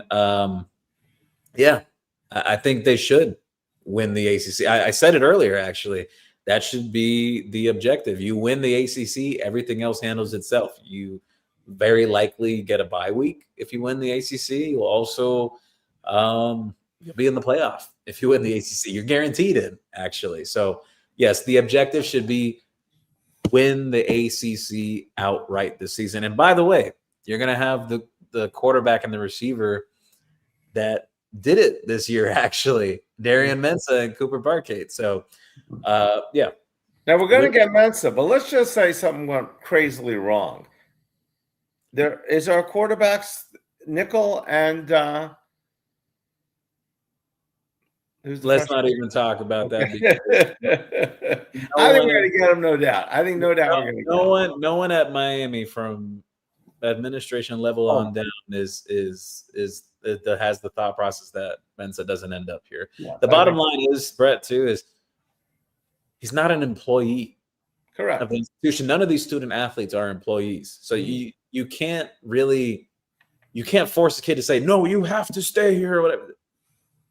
It's not going to. The kid that stayed after he already committed. That was Damond Williams at Washington, and basically one of the things that also happened there too, he signed a binding financial agreement. Okay. For the upcoming season. A lot of schools have this, even though they have multi-year deals, they have something that comes up every year that players sign a binding financial agreement at the end of the year going into the next season, and he did that. And well, the other thing too is there was kind of some scare tactics there as well for him to return, which Duke tried to pull because they tried leaking that they were worried Mensa was going to leave. They weren't worried. They knew he was leaving. Kyle's CGA, did they let Kinsler walk? Didn't try to keep him. There was just indifference about it. 5 rings. Hope Lyle stays. I think he will have a great comeback year. The kid is great. I agree. There's some people that they've sold out on Lyle. If he comes back, he has talent. He showed it before. I think people forget. Ohio State, who wanted Fletcher, they also wanted Lyle too the year after. So, look, he was hurt this year. I think people forget he was having a really good offseason. He was running back 1 going into game 1. And first then 2 possessions, he was the back. Yeah. Jeff Rogers, any chance on getting Allen back? I doubt it happens that A.J. Allen would come back here. He wanted a bigger role. Let's see here. Junior Hayes from Facebook. Who is a linebacker that we'll be bringing in? With Wesley gone, we are super thin. So you have Ray coming back. Some guys that figured to be key pieces there that'll be competing. Cam Pruitt, who's gone back and forth between safety and linebacker. Kamal Bonner. Kellen Wiley is one that they're expecting and hoping takes another jump this offseason. They're really excited about him from an athleticism and size standpoint. I know specifically Coach Heatherman is about like the type of player he could become. Some other young guys to mention there, Justin J.J. Edwards, who's coming in from the recruiting class. I know Coach Heatherman's super high on him, so we'll see if that materializes. We had that freshman start before. Warren Quarterman and Pickney, they were starting at freshman, weren't they? Yeah, that was years ago. Shaq and Pinkney had started as true freshmen. Jeff Rogers said, "Good listening to you both." Thank you, Jeff, for stopping by. Yeah, okay. Howard Stern, JJ Edwards, a Orlando Edgewater kid. He's going to be good. Let me ask you something. Yeah, so let me ask you something, Jill. Do you remember Aaron Jones that left Miami at the altar for Florida State? I do remember that. Gio, how's Cole McConaughey coming along? Don't hear much of him anymore. Had a lot of promise coming in. Yeah, so he redshirted this year. He only played in a couple games. He was still recovering from an injury during the offseason. So we'll see. He had the car accident? Was that him? No. Okay, that was someone different. Lovo from X. Gio, obviously a lot of hindsight here. Wish we would have picked up some more yards in that final drive instead of going for the deep shot. I agree. You could have taken a little more time. You could have worked the sidelines, but it is what it is. Juan Manuel, what have you heard on Miami new wide receiver? Yeah, I spoke about the wide receiver room already. Junior Hayes, we need a playmaker at tight end like a Shockey or an Njoku build. I agree. That would be nice. We agree. New King God, exactly. Dawson does some reason refuse to run outside all season. Shake my head. He needs more variety in the run game. I've always said that if there's been one of my complaints about the offense, it's that. But yeah. CMB, guys, sometimes Dawson is stubborn about running off tackle. Yes. Junior Hayes, that pass had to be at the pylon. 48 seconds left. We still had time to not force the pass. I agree. Yes, it was. I thought crazy to do that. Yeah, there had to be more air on that ball. Howard Stern, why were we running the ball up the middle through Cooper, who is the laziest fat? Oh my God. Giovanni Foster, Gio, I would love to play LSU in the playoffs. That would be nice. Mm-hmm. 5 rings. What's going anybody on? in the playoffs right now? 5 rings said, what's going on with Damari Brown? The kid is always injured. I don't trust him. Do you think we need one more veteran DB? Miami could potentially add one more, as I mentioned earlier. That there's some level of interest in Conrad Hussey. I'm not sure yet if it is or not going to happen. But in terms of Damari Brown, he actually had a really good year this year. If you look at the metrics for a defensive back and what he did this season, because defensive back statistics can be very misleading. There's guys that could grab some interceptions. People say, oh, they're pretty good, but they really can't cover. They just happen to be in the right place at the right time. It's about the consistency and how many catches you're giving up and yardage and everything. Damari Brown had a really good year when he did play. Played the entire season until he had an injury leading up into the playoffs. So I still think he's really talented. I wouldn't want him to leave from Miami at all. But again, we're in this day and age now of the transfer portal. You never really know. Gio Kane, they got the interception with like 54 seconds left. If we score, they could have gotten him. So that's why I didn't like Becca and Greedy at the point. Just keep it. Yeah, I agree. Mr. Hey, CJ to the NFL. Yes, CJ Daniels did not have any more eligibility. Kyle CGA, would we take another offensive lineman? Not that I've heard to this point. Juan Manuel, yes, it's true. Everybody tampers. I tamper with my neighbors' mangoes all the time. Howard Stern, I'm still crying. Why did Dawson call that play? Indiana, guys, we can continue going on about it, but it is what it is. None of us, Howard Stern, none of us understand why he made that play, why he called that play. Why? Hey, wish we would take Riley Williams back. Riley Williams was a good blocker. It just was never really that receiving option that people around the program were hoping he would have became. He ended up getting homesick. He went back to Oregon State, and now he left Oregon State. Howard Stern, Gio, serious question. Why did Miami tell Michael, what was it because of all the media and Saturday Night Live show that was done after him? A lot of players told me that they killed their vibe. He was being handicapped.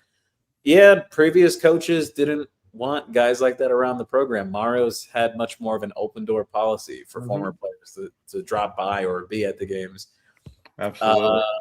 Gio Kane, are we going to get a linebacker? All right, I already answered these questions. Juan Manuel, national championships are so special because they are so hard to win. You may be the most talented and best team, but luck and timing have decided more national championship than teams winning it. I agree with that. Sometimes you do have to have a little bit of luck on your side. Of course. And it's tougher now than ever because it's multiple games. I mean, we won 13 games, but we lost 3 games. I mean, the old days, if we were, it's during the Orange Bowl, you're considered one of the top teams against Nebraska in that first. We were number 5 or 6, and we jumped everybody to get to number 1. Yep. So sometimes you have to win 4 games. Kyle CGA, I like this question from him. Heard good things on defensive tackle Kashawn Stansel, the true freshman coming in. Yes. Haven't heard anything on him yet since his arrival the other week. However, his tape is one of the best for a defensive tackle. Yeah. In terms of like a senior year in high school, super impressive. If his body is right, I could see him being part of that rotation this year. Gio Kane said, if somehow we don't get Mensa, are we looking at other QBs in the portal? No, that's not the mindset right now. Howard Stern shared, Gio, why did you tell – oh, wait, hold on. No, I already answered that. New King God, what are some ways this year's team you think Will can improve from? I think Miami needs to improve from the aspect of throwing downfield passes. I think there were so many missed opportunities this year. I think they need legitimate deep threats. Malachi Tony can obviously do that, but you need more than that. You need guys to help. So Cooper Barkate's a nice start. Vandrevius Jacobs is a true downfield receiver. I think Joshua Moore can give you that too. And even other guys on the roster as well. I think just Miami needs to get more explosive in the passing game. And one other thing I could say in terms of improving, I think the linebacker play could improve. I think if there was one spot on the defense that had room for improvement this season, even though they played better towards the end of the year, I still think linebacker could improve with Miami's defense. New King God last and what did it say back? Okay. Eddie said, can a grad transfer in this? Yeah, grad transfers roll on different type of rules. It's different with grad transfers.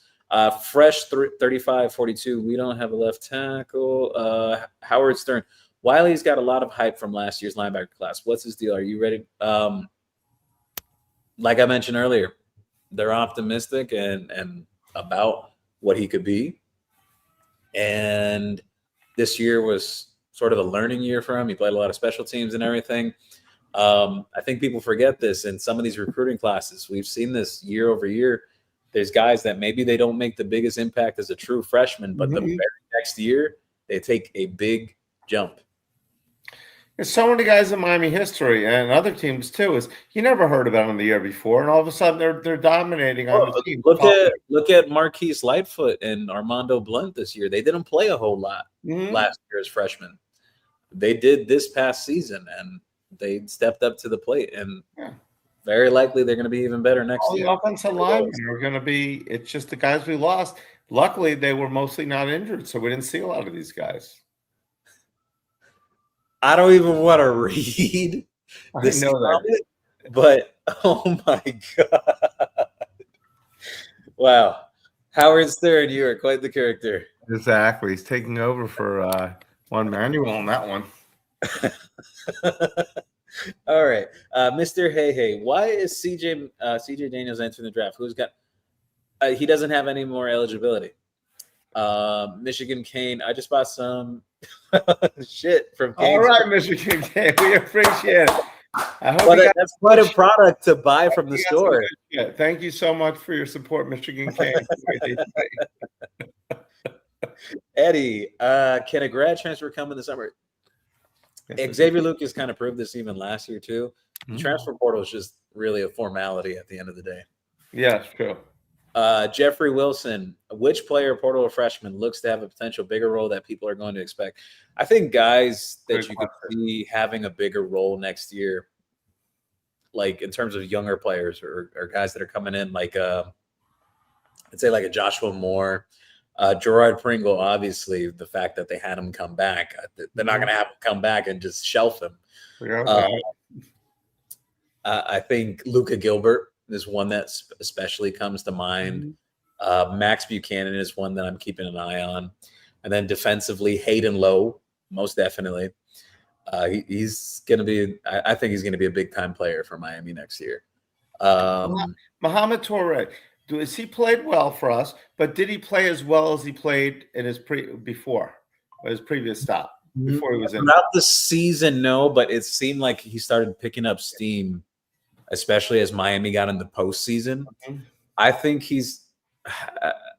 people overlook this, the fact that he had a significant injury the year before he came to Miami. Like those ACLs, they can be a little tricky. Some guys, it's not that first year they're back, it's the year after. So he could be taking up another gear for us and be a star.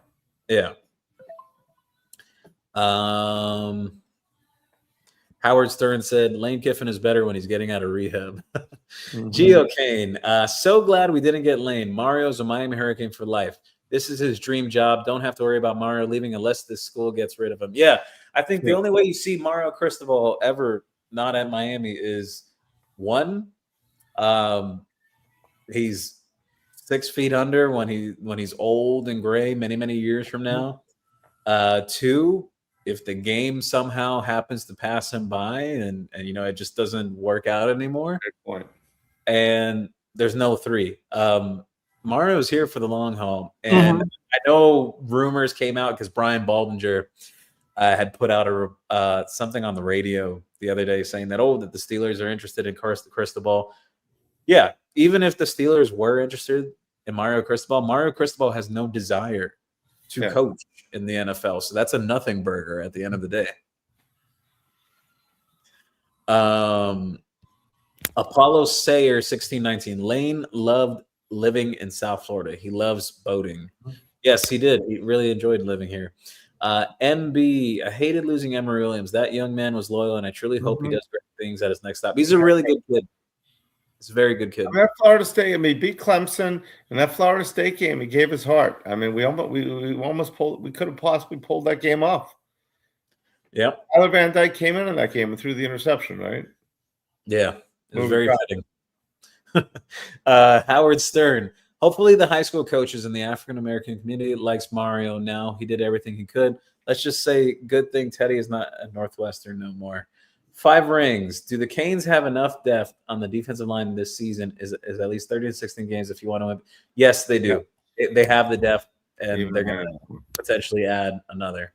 They'll be fine on defensive line. Will Ivory. So are we keeping all 4 backs, 2, 4, 6, and 22? We'll see. None have officially. I don't think so, but we'll see what happens. Yeah. You never know, but I know Marty's leaning towards coming back. I know Lyle was deliberating whether to go or stay. There's teams that have tried to. The only reason they can do that is if Oprah comes in maybe and coaches them. You get a handoff. You get a handoff. You get a handoff, and you get a handoff. Everyone get a handoff. Exactly. Let me see something. Rotate them. Just every set. They just keep going one after another. So Howard Stern, serious question. Miami made the national championship. They were driving with it. Let's not fuck it up like Coker. Got to take advantage of this in high school recruiting and everything. I absolutely agree with you. And you know what? This is not a hot take. This is my prediction. Miami will land their best recruiting class for 2027. I like how Miami is lined up for it. I like the groundwork that they have laid down for this upcoming recruiting class. I think people are really going to like this next recruiting class. I think it has the capability to be a top 5 class. NB, Lightfoot is going to be a legend as a pass rusher. Yeah, I think Lightfoot's going to take a really. I think Lightfoot's going to be a legend. The kid just came from Missouri. They say could be a first-round pick. I mean, we had obviously the most awesome line we've ever had on the defensive ends. I mean, do we believe? I mean, this line could compare to that. Obviously, most people aren't going to think. Couldn't they be better because we're going to be deeper in defensive tackle? I think this line is going to be deeper. Mm-hmm. I just think replacing the type of guy that Ruben Bain is extremely difficult. Like Akeem Mesidor was really good too. Mm-hmm. I mentioned this earlier that in terms of like production as a pass rusher, Damon Wilson is very comparative to Mesidor and what he did this year. I actually think he's a little bit better as a pass rusher than Mesidor was. I just think Mesidor was better against the run than Damon Wilson, but this is where you have guys like Hayden Lowe and Armando Blunt who come into the picture as guys being able to set that edge as run defenders as well. I think the group is deeper though. I just it's very difficult to see someone replacing like what Bain did though. Like, can you get some similar results? Maybe, but the amount of production he had, like Brett, like his numbers are insane. Like the amount of pressures he had and everything, it's just incredible. But Gio, we're comparing him to this year. Last year with his injuries, even when he came back, he was not the same player. This year, he just took an unworldly turn for the better. Now, his freshman year, he was solid as well, but he still wasn't here. He's turned into a man now. I mean, he's huge. Yeah. You're right. So, you know, you never know. We got his best year. We got Mesidor's best year this year, both of them. So they both were the dynamic. I'm really looking forward to Marquise Lightfoot's development because there's some things I saw in the playoff that I was really impressed by. Like, even though he was just still rotation behind Bain and Mesidor, there was some things that showed up on the tape. Like, even to the point, this guy was chipping Jeremiah Smith off the line of scrimmage in that Ohio State game. Like, this guy's really talented.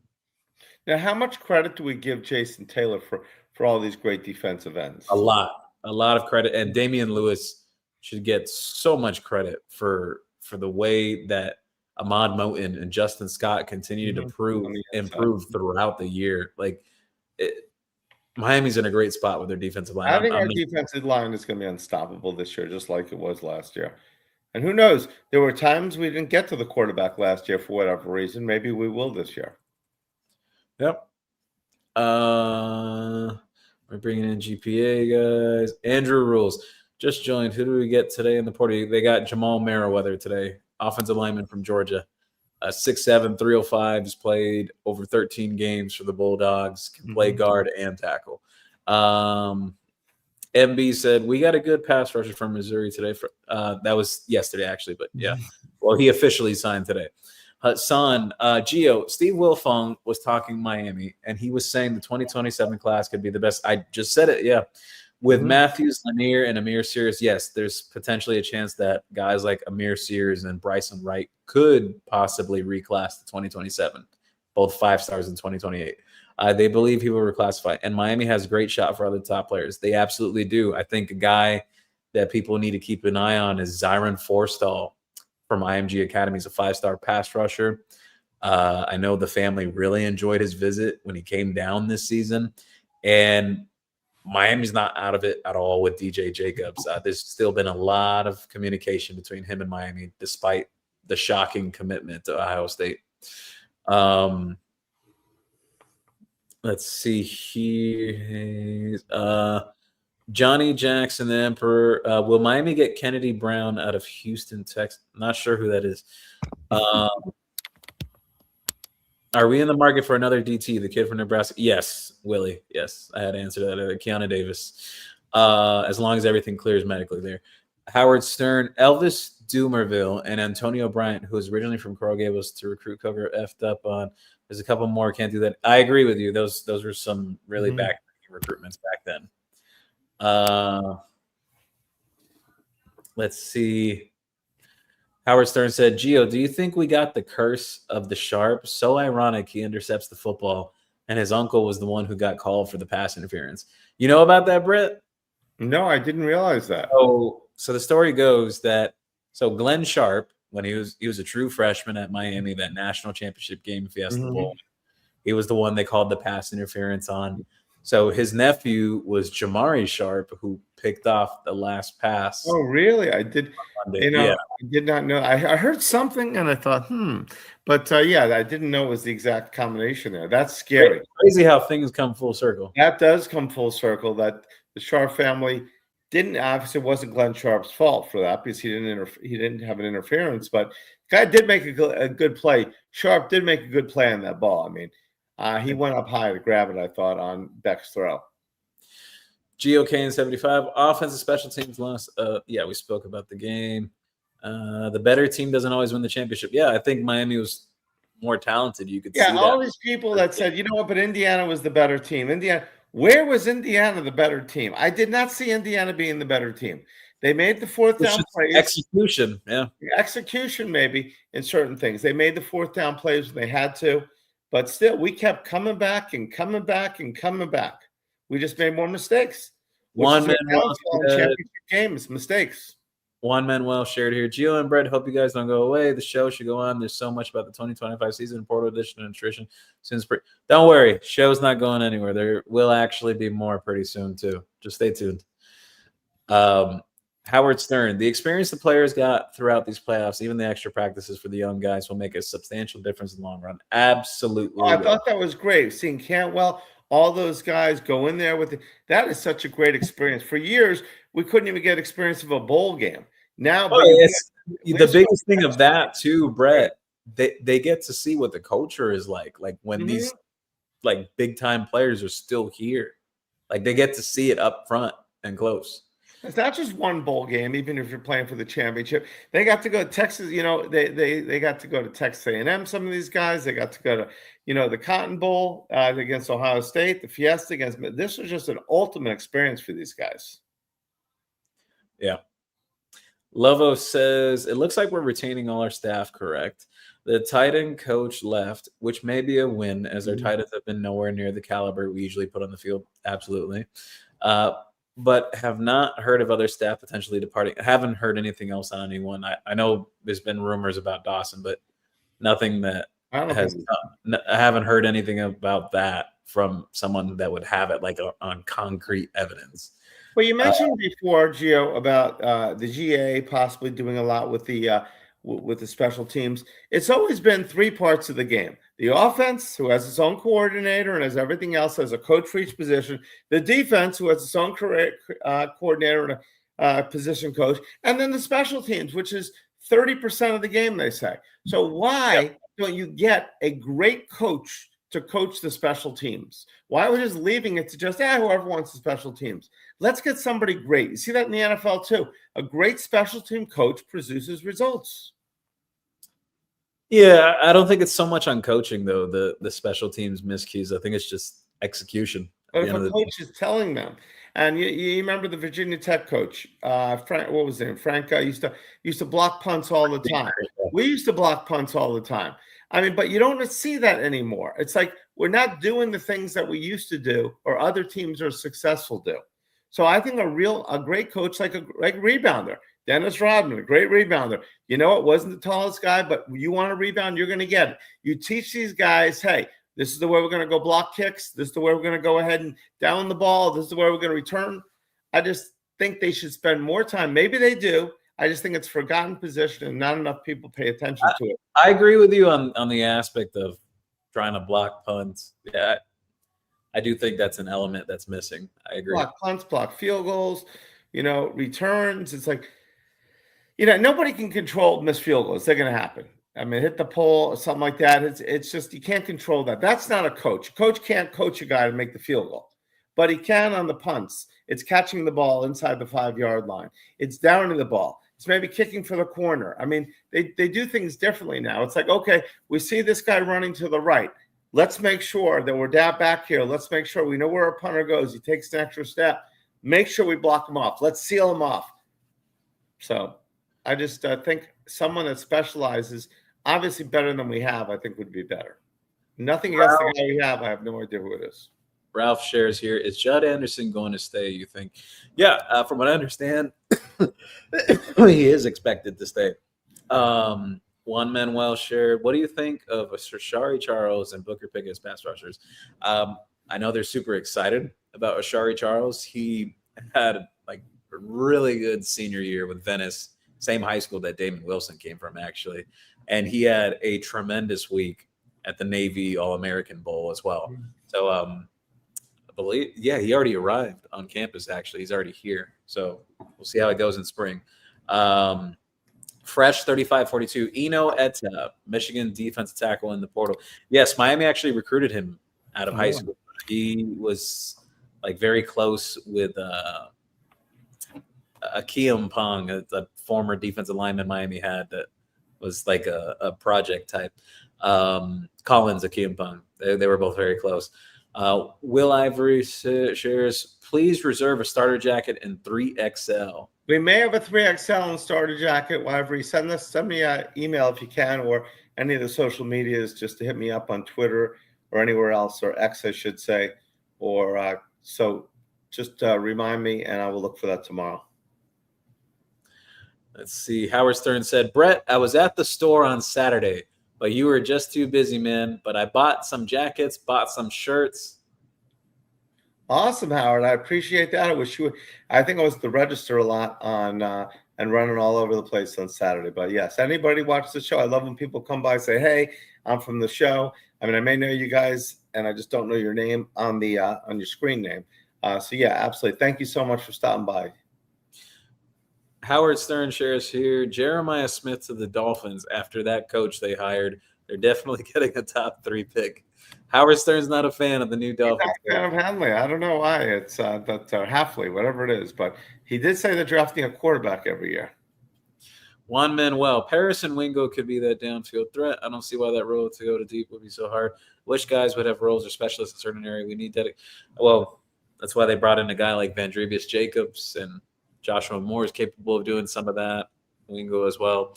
We'll see. We'll see how it all shakes out. There's a whole spring to go through. We did part of Josh Moore a couple of times against the USF. Was a nice deep pass. They just never went back to it. Yeah. That's Shaboy Kane said, I think we had deep threats, but I truly believe that Beck wasn't capable of hitting. Yeah, there was some issues with that too. There's a lot of miscues on deep passes this year. Here's the problem with this being more explosive. Cam Ward would have had us a top 10 offense. Yeah, we always speak about the what if. What if Cam Ward had this year's defense? Maybe Miami gets it all together where the offense's defense is like that elite group. Correct. You have another question here. Brett, please reserve a starter jacket in 3XL. How can I get a notification? That's why just go ahead and you can message me on X. You can message on Instagram. You can send me an email at sales@caneswear.com. And I will go ahead and confirm with Jeff tomorrow if we have one available. Let's see. Fresh said portal ends this Sunday for us. No. Portal closes, I think, for people entering from Miami and Indiana tomorrow night. 48-hour processing time, up to 48 hours to see names popping up in the database could be up to that time. So absolute last day, any names you'll possibly see will be Monday. Deuce shared here, if you had to guess the starting O-line, who would you say left to right? This is just my early prediction. I'll probably maybe have something different when spring ball comes around and what I see up front. But I'm going to go McCoy, Sampson, Rodriguez, Buchanan, Cantwell. I'm going to go with that. But don't hold me to that. Spring will come around. Yeah. 5 rings. Mario's growing as a coach. I think Alabama will come after him after next year because Saban seems to love Mario. Yeah, but Mario's not going to leave Miami. He's not going to go there. He says he wants to go to he needs to win a championship before he goes to his grave. Howard Stern. How about championships? Then it's a different story. Howard Stern shared here. How about Brian London and Manny Navarro to play left tackle? That's not nice, Howard Stern. Juan Manuel. So after Tuesday, we don't have to worry about guys leaving to the portal for playing time. Correct. They would have to wait till winter portal. Yes, the following year. I mean, unless they do Xavier Lucas. I'm sure you're going to see some kids pulling Xavier Lucas's after spring ball is done around the country. I think you're going to see some of that happen. There's a will, there's a way. Yeah, there's going to be some guys that are not happy with their situation for XYZ reason, and they're going to try to pull it anyways.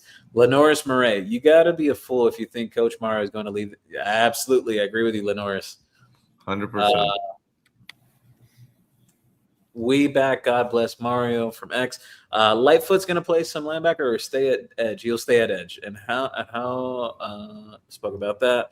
Howard Stern. For those that say South Florida recruiting is down, Fernando Mendoza won the championship in the Heisman. Miami's best player is a freshman from South Florida. Bain and Pounds from South Florida. Absolutely. That's great point. I just don't think it comes in droves as much as before. I think there used to be more guys year to year that were like surefire, like superstars, but there's still the talent is still there. Juan Manuel, what if Butch Davis never left? How different would it's always a big what if. ABL3 reposted the stream. Thank you. Thank you. ABL3. Lovo, Lightfoot's going to be good. He's a crash out. I remember him trying to fight Simeon Barrow in the bowl game. Yes, I think we all remember that. DeMonta Carter asked, Gio, do you think JoJo's coming back or he's gone? I think he's gone. I think he saw that there's some of the writing on the wall, especially with Miami going after the receiver from Duke and everything, and he would fit into where JoJo plays in the offense right now. Yeah. They gave him an opportunity, I think, even after he got some playing time and just didn't more hope he has a great career somewhere, wherever he goes. I mean, I hope that for every Miami player, as long as they're not playing us. Johnny Jackson said, time to dominate recruiting in all of Florida. Miami will do so. The Emperor. You know what's funny, Brett? A lot of people have brought this up. They're like, oh, but recruiting from South Florida or whatever. There's years where there's better players in South Florida compared to other years. But Mario recruits the entire state. It's not just South Florida. Yeah. He goes up into Tampa, Orlando. He even goes up into the Panhandle, too. So he grabs from everywhere. Howard's – I like this comment. Apollo Sayer said, Bain was Jefferson from that movie Fast Times at Ridgemont High School.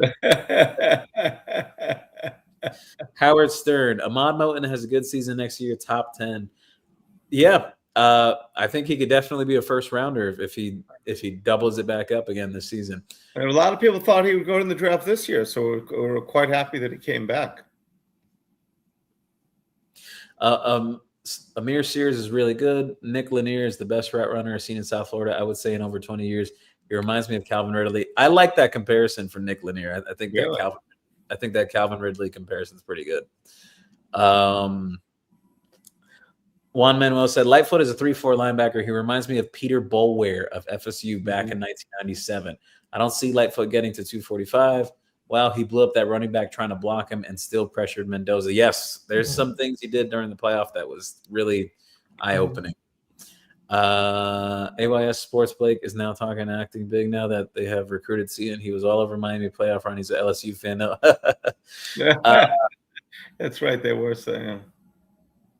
Let's see. Okay. Let's see. Mr. Hay, watch for the name Zion Vilma out of Palm Beach. Mr. Vilma's cousin, over 60 offers. Yes, Miami's one of – yes, Miami has been on him early. Deuce shared here. I got this gut feeling Gavin Mueller is going to make a huge impact at tight end. He's gotten quite a few early rave reviews, so we'll see. A dark rose on the edge, the kid from Lake Nona. You talking about the Anthony Lafayette? I believe it's called. He has a crazy wingspan. He absolutely does. He's like 6'1", but has like a wingspan of like 6'9". It's insane. Fresh said, we're getting Indiana's special team coach. That's what I want to see. I'll do that I want to see badly. Yeah.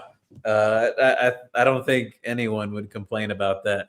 Mind you, I had some Miami fans get mad at me after that blocked kick because I said something that Indiana was one of like the 3 best teams in terms of like blocking kicks and punts throughout the season. And they're like, oh, we don't care about that or whatever. We just want to win or whatever. I was like, I'm just saying, like, oh yeah, I'm not surprised that something like that happened. They've been very good at it. They make a commitment to that. They look for opportunities when a lot of teams won't. They won't realize, let's go by this guy. He's not going to block us. They may have noticed before in another play that it didn't block them. So that's possibly why they did it. So Apollo shared here. I want one of those Ed Reed caps. Which one did he have? He's talking to. All right, so this is like a new thing now. There's like these like oversized hats, Brett. Oh yes, we Yes. can carry them. They take up a lot of space, but they take a lot. And I always thought the people that behind you are going to be really pissed off that they can't see over you. But yeah, so those hats are kind of neat. We've thought about bringing some in. Maybe we'll do that this year. By the way, Ed Reed was wearing the CanesWear starter jacket with the black the black starter jacket with the Sebastian on the back. Johnny Jackson, the Emperor. Miami's defense will look like the '85 Bears. Oh, that's a bold prediction. Chad Powers to the portal. Must get. Mr. Hey, Zion Vilma West. So wow. 6'2", 435, 40, 439 GPA. He's coming here in 27. Sweet.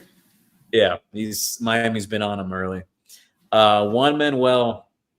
Brett is right. A special teams, for some reason, is neglected. Frank Beamer made Virginia Tech mastering special teams was part of his defense. Teams feared Virginia Tech special teams. Thank you, Juan Manuel. It's definitely winning all three phases of the game.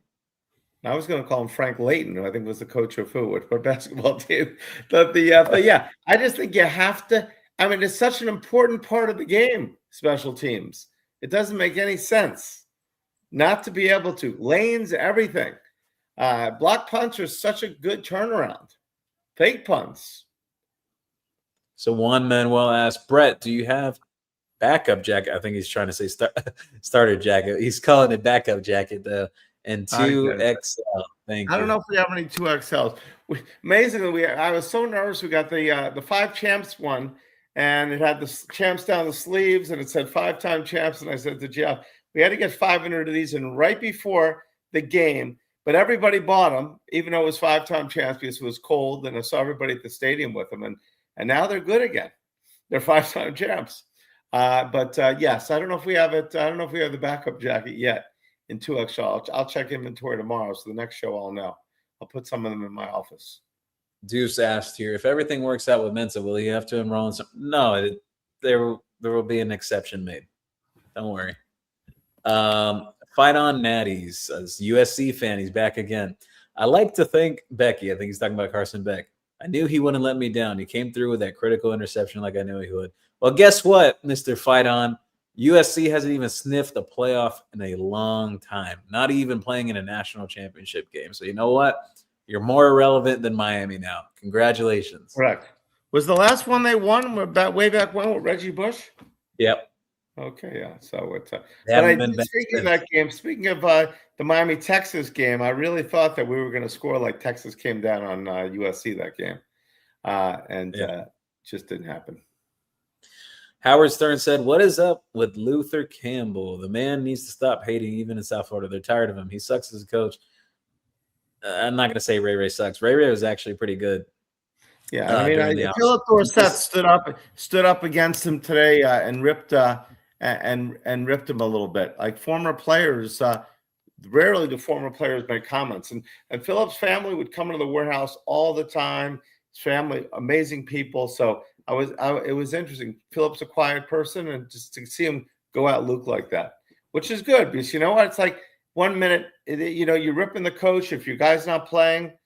And Luke's talking about, I built 28 acres or so, which he's done a lot for the community, which is great. But that doesn't give you the right to just go on and off about it, but just continue to rip the team for no reason. Yeah, well, and even the other thing on that too, like in terms of the whole Ray thing, I think it was just bad timing, honestly. Like, who could have ever predicted that he would have been sandwiched between 2 all-time players? You're talking about Xavier Restrepo, and then it's like your time, and then a special talent like Malachi Tony. Yeah. Like Malachi Tony's career trajectory, he's going to hold every single record at Miami, barring any injury or anything. He's going to hold every record at Miami. Mm-hmm. That's tough. That's tough being sandwiched between those 2 guys. I think Ray is going to find success at his next stop. Honestly. You're right. Timing is everything. It's like sometimes you go to a place, you could be great, but there's somebody else that's a little bit better than you, more dynamic, and it just happens. You could have 2 of the greatest players playing back in the same lineup, and you may not see that again for 20, 30 years. Yep.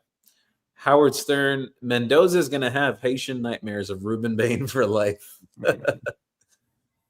Deuce asks, what are they saying early on about Gavin Mueller? Big and can run, athletic. So we'll see. That's good. The biggest thing for freshman tight or just tight ends in general is the blocking that comes into play. You got to see how he blocks.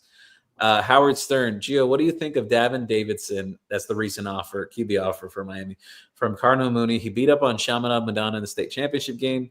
Miami just offered him huge kid, 6'6". If he beat up on Chaminade, I like him. Yes, very talented.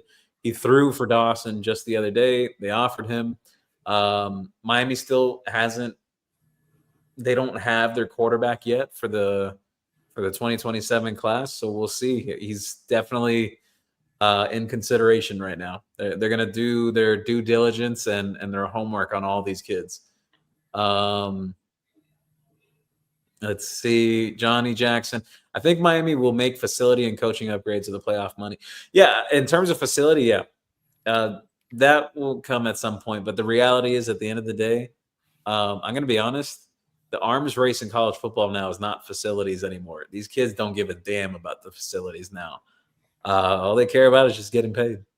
Really? Wow. Yeah. Show me the money. Juan Manuel asked here, I'm hoping Nick Lanier reclassifies. Is there a chance he does? Likely not to happen. I know he had started some of that early process of it, but I was told from people even close to him that it was more likely he'd stick in 27. Mm-hmm. And I think that's the right decision. Marco Rocks, wondering why we haven't heard anyone questioning Dawson's play scripting to start games and coming off of it if the team is dragging. Why not run more hurry-up offense, put the defense on its heels? I agree with that last part about the hurry-up offense. I think if Miami played a little tempo on Indiana, they could have had them on their heels, since Indiana doesn't rotate a lot on defense. But that, again, is what it is. The first half, we mailed it in. We had a game plan, and we just stuck with it. We didn't change anything. Even our pass plays, everything seemed throwing into traffic, handing the ball up the middle. It basically was the old Miami offense earlier in the year. There was nothing different about that offense than the offense that played the first 5 games of the season. Yeah. Martin Dubé, good morning, gentlemen. You guys are up late in America. Thank you for stopping by, Martin. He's all the way across the globe. The Canes look like they'll be stronger on defense. Gio, your thoughts on the O-line for 2026? So I mentioned my early projection of left to right of McCoy, Sampson, Rodriguez, Buchanan, Cantwell. However, my thoughts on it, I think they're going to be fine. Do I think they're going to be as good as the group from this year out the gate? No. There'll be some growing pains. And what I mean by growing pains is I don't think they're going to be like, how would I say, as good as the group as this year out the gate, like I said.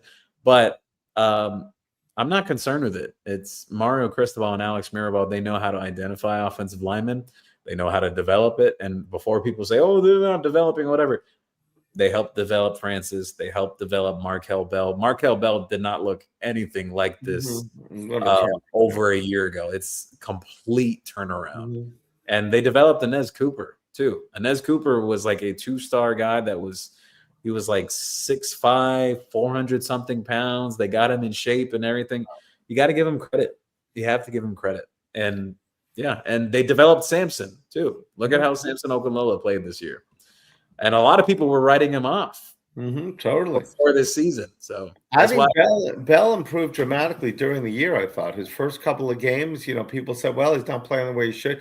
Just the coaching is unbelievable. And the question is, would Bell even got better? Could he have gone first round if he would have stayed another year? Howard Stern said, ban DJ Khaled from the sidelines. He has bad luck. Yeah, the 2 games that they publicly posted that he was on the sideline, Miami had lost in very close matchups. You're talking about that, yes. Yeah. I still think it's funny, though, when he went through the warm-up line before the Louisville game. That was kind of funny. 5 rings. I am sick and tired of Luke because he's 52. We'll never grow up. Yeah, I'm not going to comment on the Luke stuff. Hassan, you should be embarrassed coming out here talking about with your dumpster fire program. So take your 2 fingers. I like it. I like it. 1 milligram of epinephrine facilities. This ain't 2018 anymore. Agreed, epinephrine. Kids don't care about the facilities anymore. They don't. Plus, the facilities now where the Canes are 10 times better than they were when we won championships. The weight room, everything.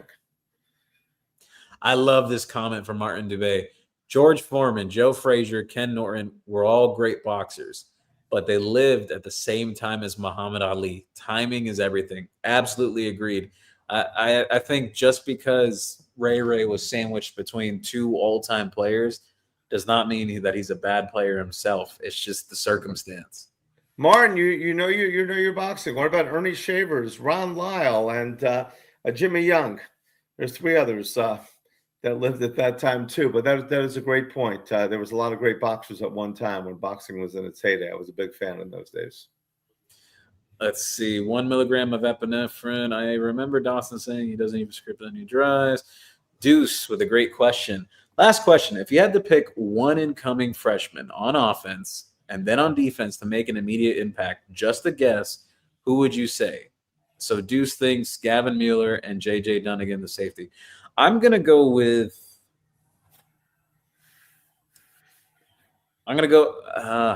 man, this is tough. Well, actually, no, it's not tough. I think the obvious answer is the Jackson Cantwell, but I'll go outside the box aside from Cantwell. I'm like on the fence between Samarian Wingo and Gavin Mueller based on the early feedback that I've gotten. And then defensively, I would say I think I'm going to go outside the box. Don't hold me to this. I'll come back with it during spring and kind of the early feedback I get there and from what I see. But I'm going to go with Justin J.J. Edwards. Just certain things I heard about him and the way Miami feels about him, especially Coach Heatherman. I think it says a lot. He's the linebacker, right? Yeah. Mm-hmm. And the fact that they haven't pressed too much to even bring in a linebacker from the portal, I think a lot. Tells me what they think. Mm-hmm. 1 milligram of epinephrine. Why are you bringing the inventor of a grill into this? Fight on Natties. Serious question, gentlemen. Would you be okay if Miami joined a P2 conference, perhaps the Big Ten? Do you think Miami could handle week in and week out Smash Mouth? They absolutely can. Did you not watch them this year? They're built for that. Yeah. However, in terms of the P2, I do think eventually it's going to happen. Not right now, but maybe like 2029, 2030. Wow. I know the Big would love to take Miami, the Big Ten, so we'll see. Indiana did not respect Miami's passing game. I agree. Mm-hmm. Especially not on the perimeter. I felt that Miami didn't attack that enough. Juan Manuel, you know what? Fight on. The Trojan Conan brand is more relevant and known better today than USC Trojans. Ask around. Let's say Trojans at a game. Martin Dubé. Gio, why did it take offense until second half to figure out Indiana defensive scheme? Honestly, well, here's the thing. They were dropping 7 and 8 back in coverage, 7 to 8 guys back in coverage. And Miami's, at least their outside receivers, were not creating a lot of separation at the time. And I think what kind of opened up that in the second half is it's funny because I wasn't even joking about it when I said it at halftime when I saw the game in person. I said that I wonder if Miami's going to try to attack Indiana through the outside run game. And sure enough, that happened on the first offensive drive in the second half. And things started opening up more. The Indiana started expecting it, and you had it from there. So, yeah, that's just my opinion on that. I just think that when things work, Dawson doesn't go back to him enough. We were running the outside, and he just did not go back to it. I mean, we started going right after that touchdown, next play, 2 right in the middle, 2 in a row. If you find something that works, you got to stick with it. Yep. Charles mentioned here. Charles repeals to the stream. Mr. Hey, how is the QB from Jones High School working out in the January practice? If he practiced at all, he had got here just the other week. I haven't heard much on Darion yet. 1 milligram of epinephrine. The question isn't whether Miami could handle the Big Ten. The real question is, can the Big Ten handle Miami? I like how he thinks. Mm-hmm. We back. God bless Mario. Speaking of facilities, whatever happened to the new multi-million-dollar facility we were supposed to get? That was actually put on hold, and here's a reason why. Because Miami was still navigating what the parameters would be for revenue share that was coming into play for college football and schools directly playing players and everything. And they also didn't want it to run into the situation that Pittsburgh has had, and this is why you see several kids leaving Pittsburgh. Pittsburgh does not have the funds right now to support all their players with NIL because they put so much of their money allocated towards facilities and kind of ran themselves out of the NIL arms race. This is why you see so many kids leave Pitt. Johnny Jackson, if conference realignment should happen, would you rather join the SEC or Big Ten? I think Big Ten would be the one. Dave Ping, Wingo, yes. Mr. Hey, they gave all these celebrities and players who really meant nothing to over the years, and they denied Benny Blades a sideline pass. Can you believe that? I'm surprised. Mr. Hay, I agree. Benny Blades, one of my favorite players of all time, and number 36, only Jim Thorpe Award winner, and it came down to NFL Hall of Fame status. Was number one, and not that why NFL Hall of Fame status has anything to do with that. I mean, you should go if you're picking like it shouldn't be the players, how they performed in college. I mean, Dan Morgan, All-American. I mean, the first class of I think Hall of Famers, and that way they were rewarded, and didn't make any sense. Benny, great guy. Wish you would have got there, Mr. Hey, 12. Epinephrine shared, Miami shouldn't join the SEC ever. The Big Ten has equivalent academics. That's another big reasoning why as well. That's a very big one. The alignment from an academic standpoint. We love the cold weather too. We sell a lot of hoodies, so let's join the Big 12. Even though the SEC's got some cold weather places too. Johnny Jackson, the Emperor, the SEC would be beneficial in terms of I think that's going away. And honestly, aside from that, about the whole SEC thing, I had spoke about this over a year ago because people were talking about like the recruiting and everything. And I said that Miami was a tier 2 team in recruiting, and people were like, what? And I'm like, yeah, Miami's tier 2. Like, they're just under, the Texas and Alabama and Ohio State and those programs in Georgia, how they recruit on a year-to-year basis. And people had asked the question, whoa, how does Miami break into tier 1? The run that it just went on, it's going to pay dividends on the recruiting trail. A lot more than the $30 million or whatever we got. At the beginning of the season, we talked about, Gio, Miami needs to string together 2 10-win seasons. They have not been able to do that. And now we didn't just get 2 10. We got a 10-win season and a 13-win season. And that definitely goes far in seeing how this team overcame the 2 losses, Louisville and SMU, and then just show what they did. So I think players are going to be clamoring to come to Miami. Martin Dubé, Cleveland Williams, Joe Buger, Henry Cooper, and Sonny Liston were also good boxers. Ali went through a murderer's row like Miami had to in the playoffs to answer. Fight on, Natties. I love Martin's comments. Martin, just by the way, in 5th grade, just to show how old I am, or 5th grade, I had, I think it was 5th or 6th, I had like 75 cents on Ali to beat Frazier, Ali to beat Foreman. Nobody thought he could do it. And so I won like 75 cents. It was a lot of money back in the 70s. Howard Stern said, missing Lofton for the national championship game made a huge difference. That's why Indiana played with so many corners and safeties. They did not respect that. I agree. Totally agree. It especially hurt for the special teams as well. I know he had played on there quite a bit throughout the year. Howard Stern, Dawson is like a Mercedes-Benz C-Class. It will never be a Maybach, and that's still leisure. But epinephrine, yeah, the money is good now as long as we make the championship game every year and off year and we get peanuts. Yeah, he's talking about the ACC money allocation postseason. Let's see. Martin Dubé said, Benny Blades was so mean that he would hit a guy so hard, then go into the stands and tackle his That is funny. Benny was a beast. Yeah. Number 3 pick for the Lions. Daniel Castillo, Gio, are we getting anybody else from the portal? So Cooper Barcape, all predicated on the Mensa situation. I do expect those 2 to go through over the next week. And I know Miami has still been involved with Keanu Davis from Nebraska, He started about 12, 13 games for the Cornhuskers. Can play multiple positions on the D line, D tackle, and end.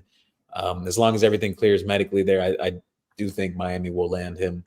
And I know Miami has some level of interest in, oh my goodness, in Conrad Hussey as well, a defensive back who formerly played at Florida State, left Florida State to Oregon State.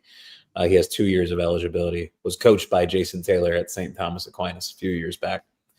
And let's see, I'm going to take like 2 or 3 more questions here from the end of these questions, and then we'll wrap up. Fight On said, cut it out. Miami does not have a tough road to the – oh, my God, this is such a lie. A&M overrated. Notre Dame guy? Is he a USC guy? I think he's a Notre Dame. Fight On. Because so we played Texas A&M, who was a great team, who lost one game. Then we played Ohio State, who was considered the best team in the country. Then we played Mississippi, who was an excellent team. Besides the fact we beat Notre Dame, correct? And so I don't know. Come if you're going to come with some stuff, come with stuff that makes sense. Yeah, Howard Stern mentioned here, SEC is not the same since everyone can pay now. Very true. That's simple. That's Nick Saban knew. That's why he left.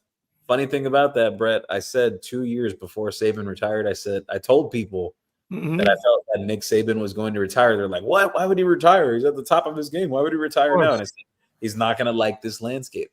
Exactly. And then Howard mentions it here. Do you know how many bags Saban and the other SEC teams gave under the table in South Florida? Several times. Totally. Mario was part of those teams, by the way. Deuce, this wide receiver competition is going to be amazing. 2 transfers coming in, and then Mylan Paris and Wingo and Evan competing for playing time. DB competition is going to be amazing too, because of Jabari Antoine's, Jalen Waters, and JJ is going to compete for. Yeah, it's going to be very interesting. A lot of competition. Giovanni Foster, hey Gio, can you give me 3 breakout players from both sides of the ball for next year? So just not freshmen. The breakout players, I will put down. I think Joshua Moore will break out next year. I'm gonna put down Jackson Cantwell, even though a lot of people are expecting it, and I'm gonna go with a wild card in. I think Elijah Lofton puts it all together next year.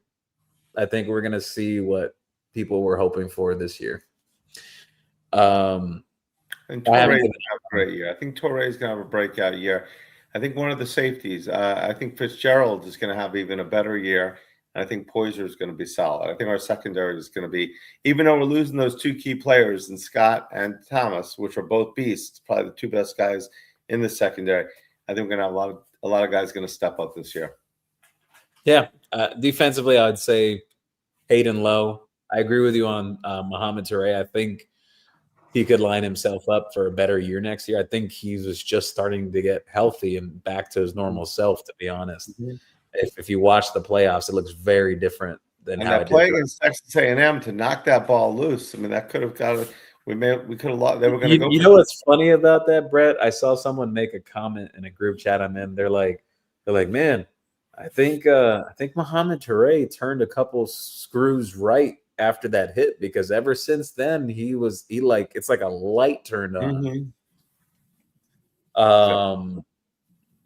Let's see, Johnny Jackson, who's the starting defensive line this year? Moten, Scott, Blunt, Lightfoot. Moten and Scott, but Wilson will be starting, and I don't know. It could be Lightfoot, it could be Lowe, it could be Blunt. I don't think the starter is really going to matter at edge. I think you're going to have a nice, healthy 4-man rotation there that will all get starter snaps, at least at defensive end. Let's see.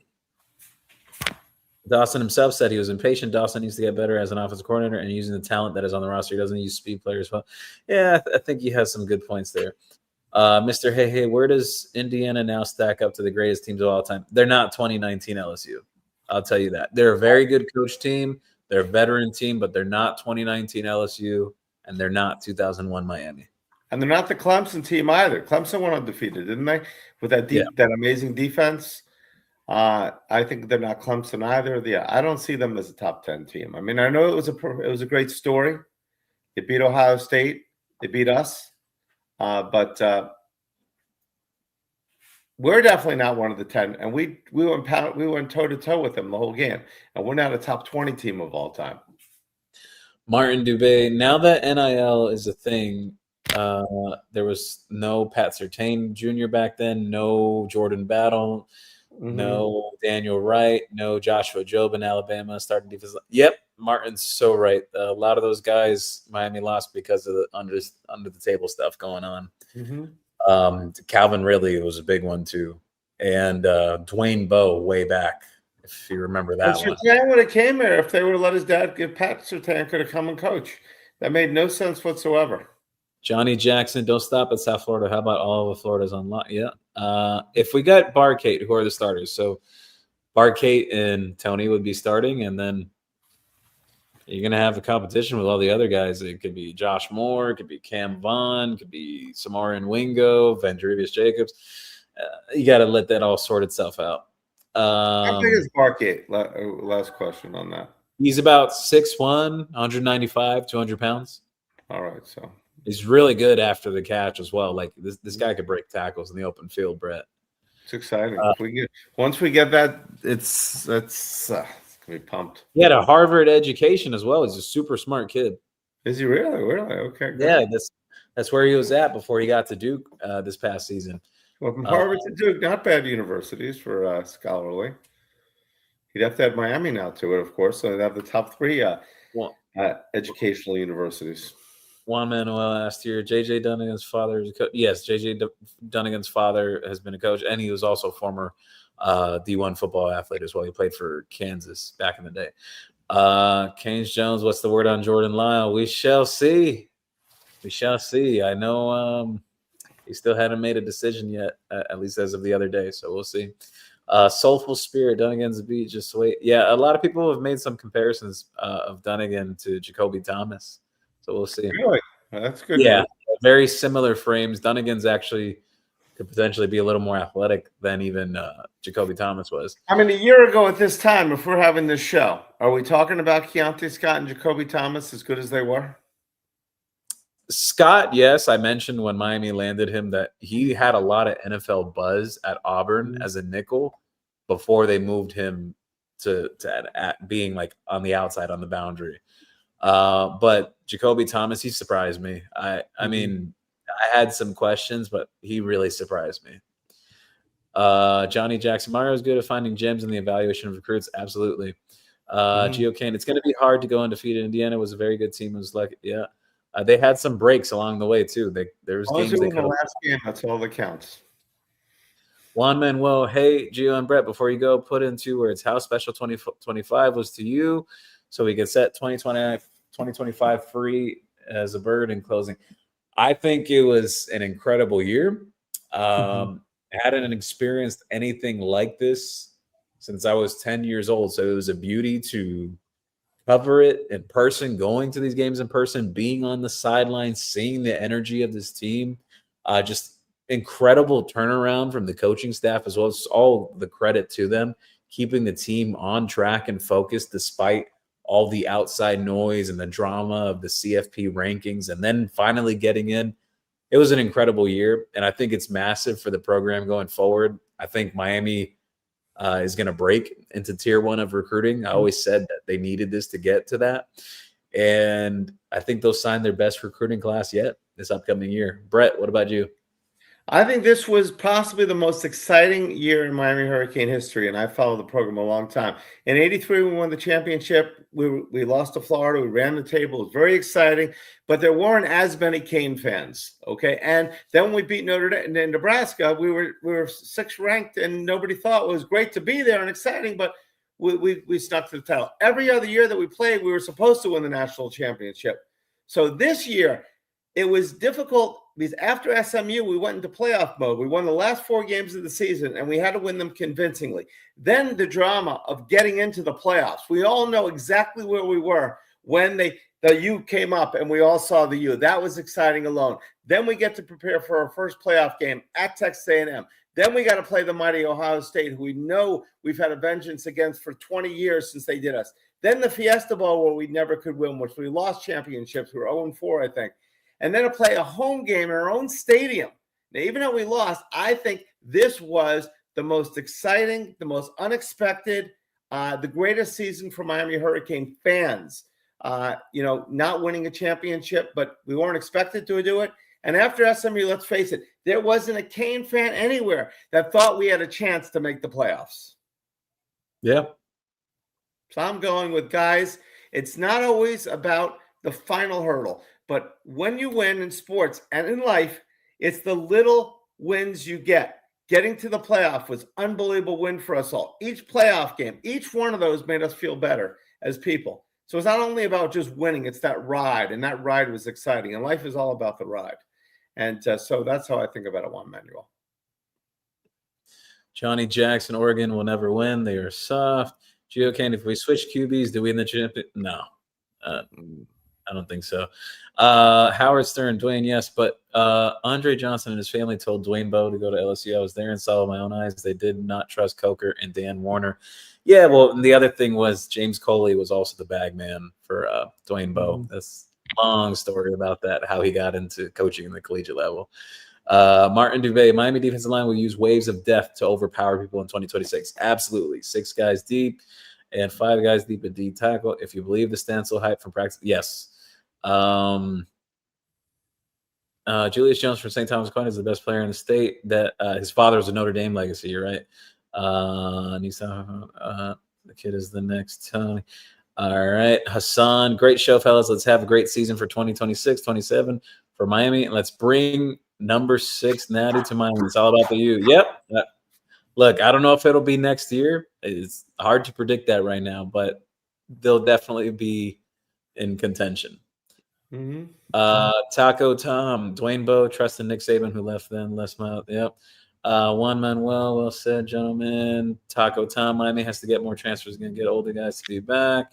Martin Dubé, as much as we say we can get better in recruiting, the 2025 class is 14th, but look at how many players from it hit as compared to the number 4 class of 2023. We beat teams, CFP with better recruit. Absolutely agreed, Martin. I also mentioned that this time last year, a lot of people were crying about the class, and I said, look, from an average star standpoint, it was the most quality class that Mario had signed to date. Kenneth 2030 is back here. Yeah. Kenneth Wayne, 2030 Natty is back at Hard Rock. Let's become the first team to win the chip in their home stadium then. Go Canes. That's the 2029 season or the 2030 season? It would be 2029 season and then the championship 2030 in January. Okay, but the 2028 season, the championship, which will be the beginning of 2029, is in Tampa as well. So, wow. Hey, who knows? 2 chances in the state of Florida. That's unbelievable. All right. Until then, as that is said, thank you everyone for stopping by. We had over 6,000 people stop by late night. Wow. Friday. It's almost midnight. Thank you everyone for stopping by the past 2 hours. Had fun discussing everything, the end of the season, looking forward. We'll be back again very soon.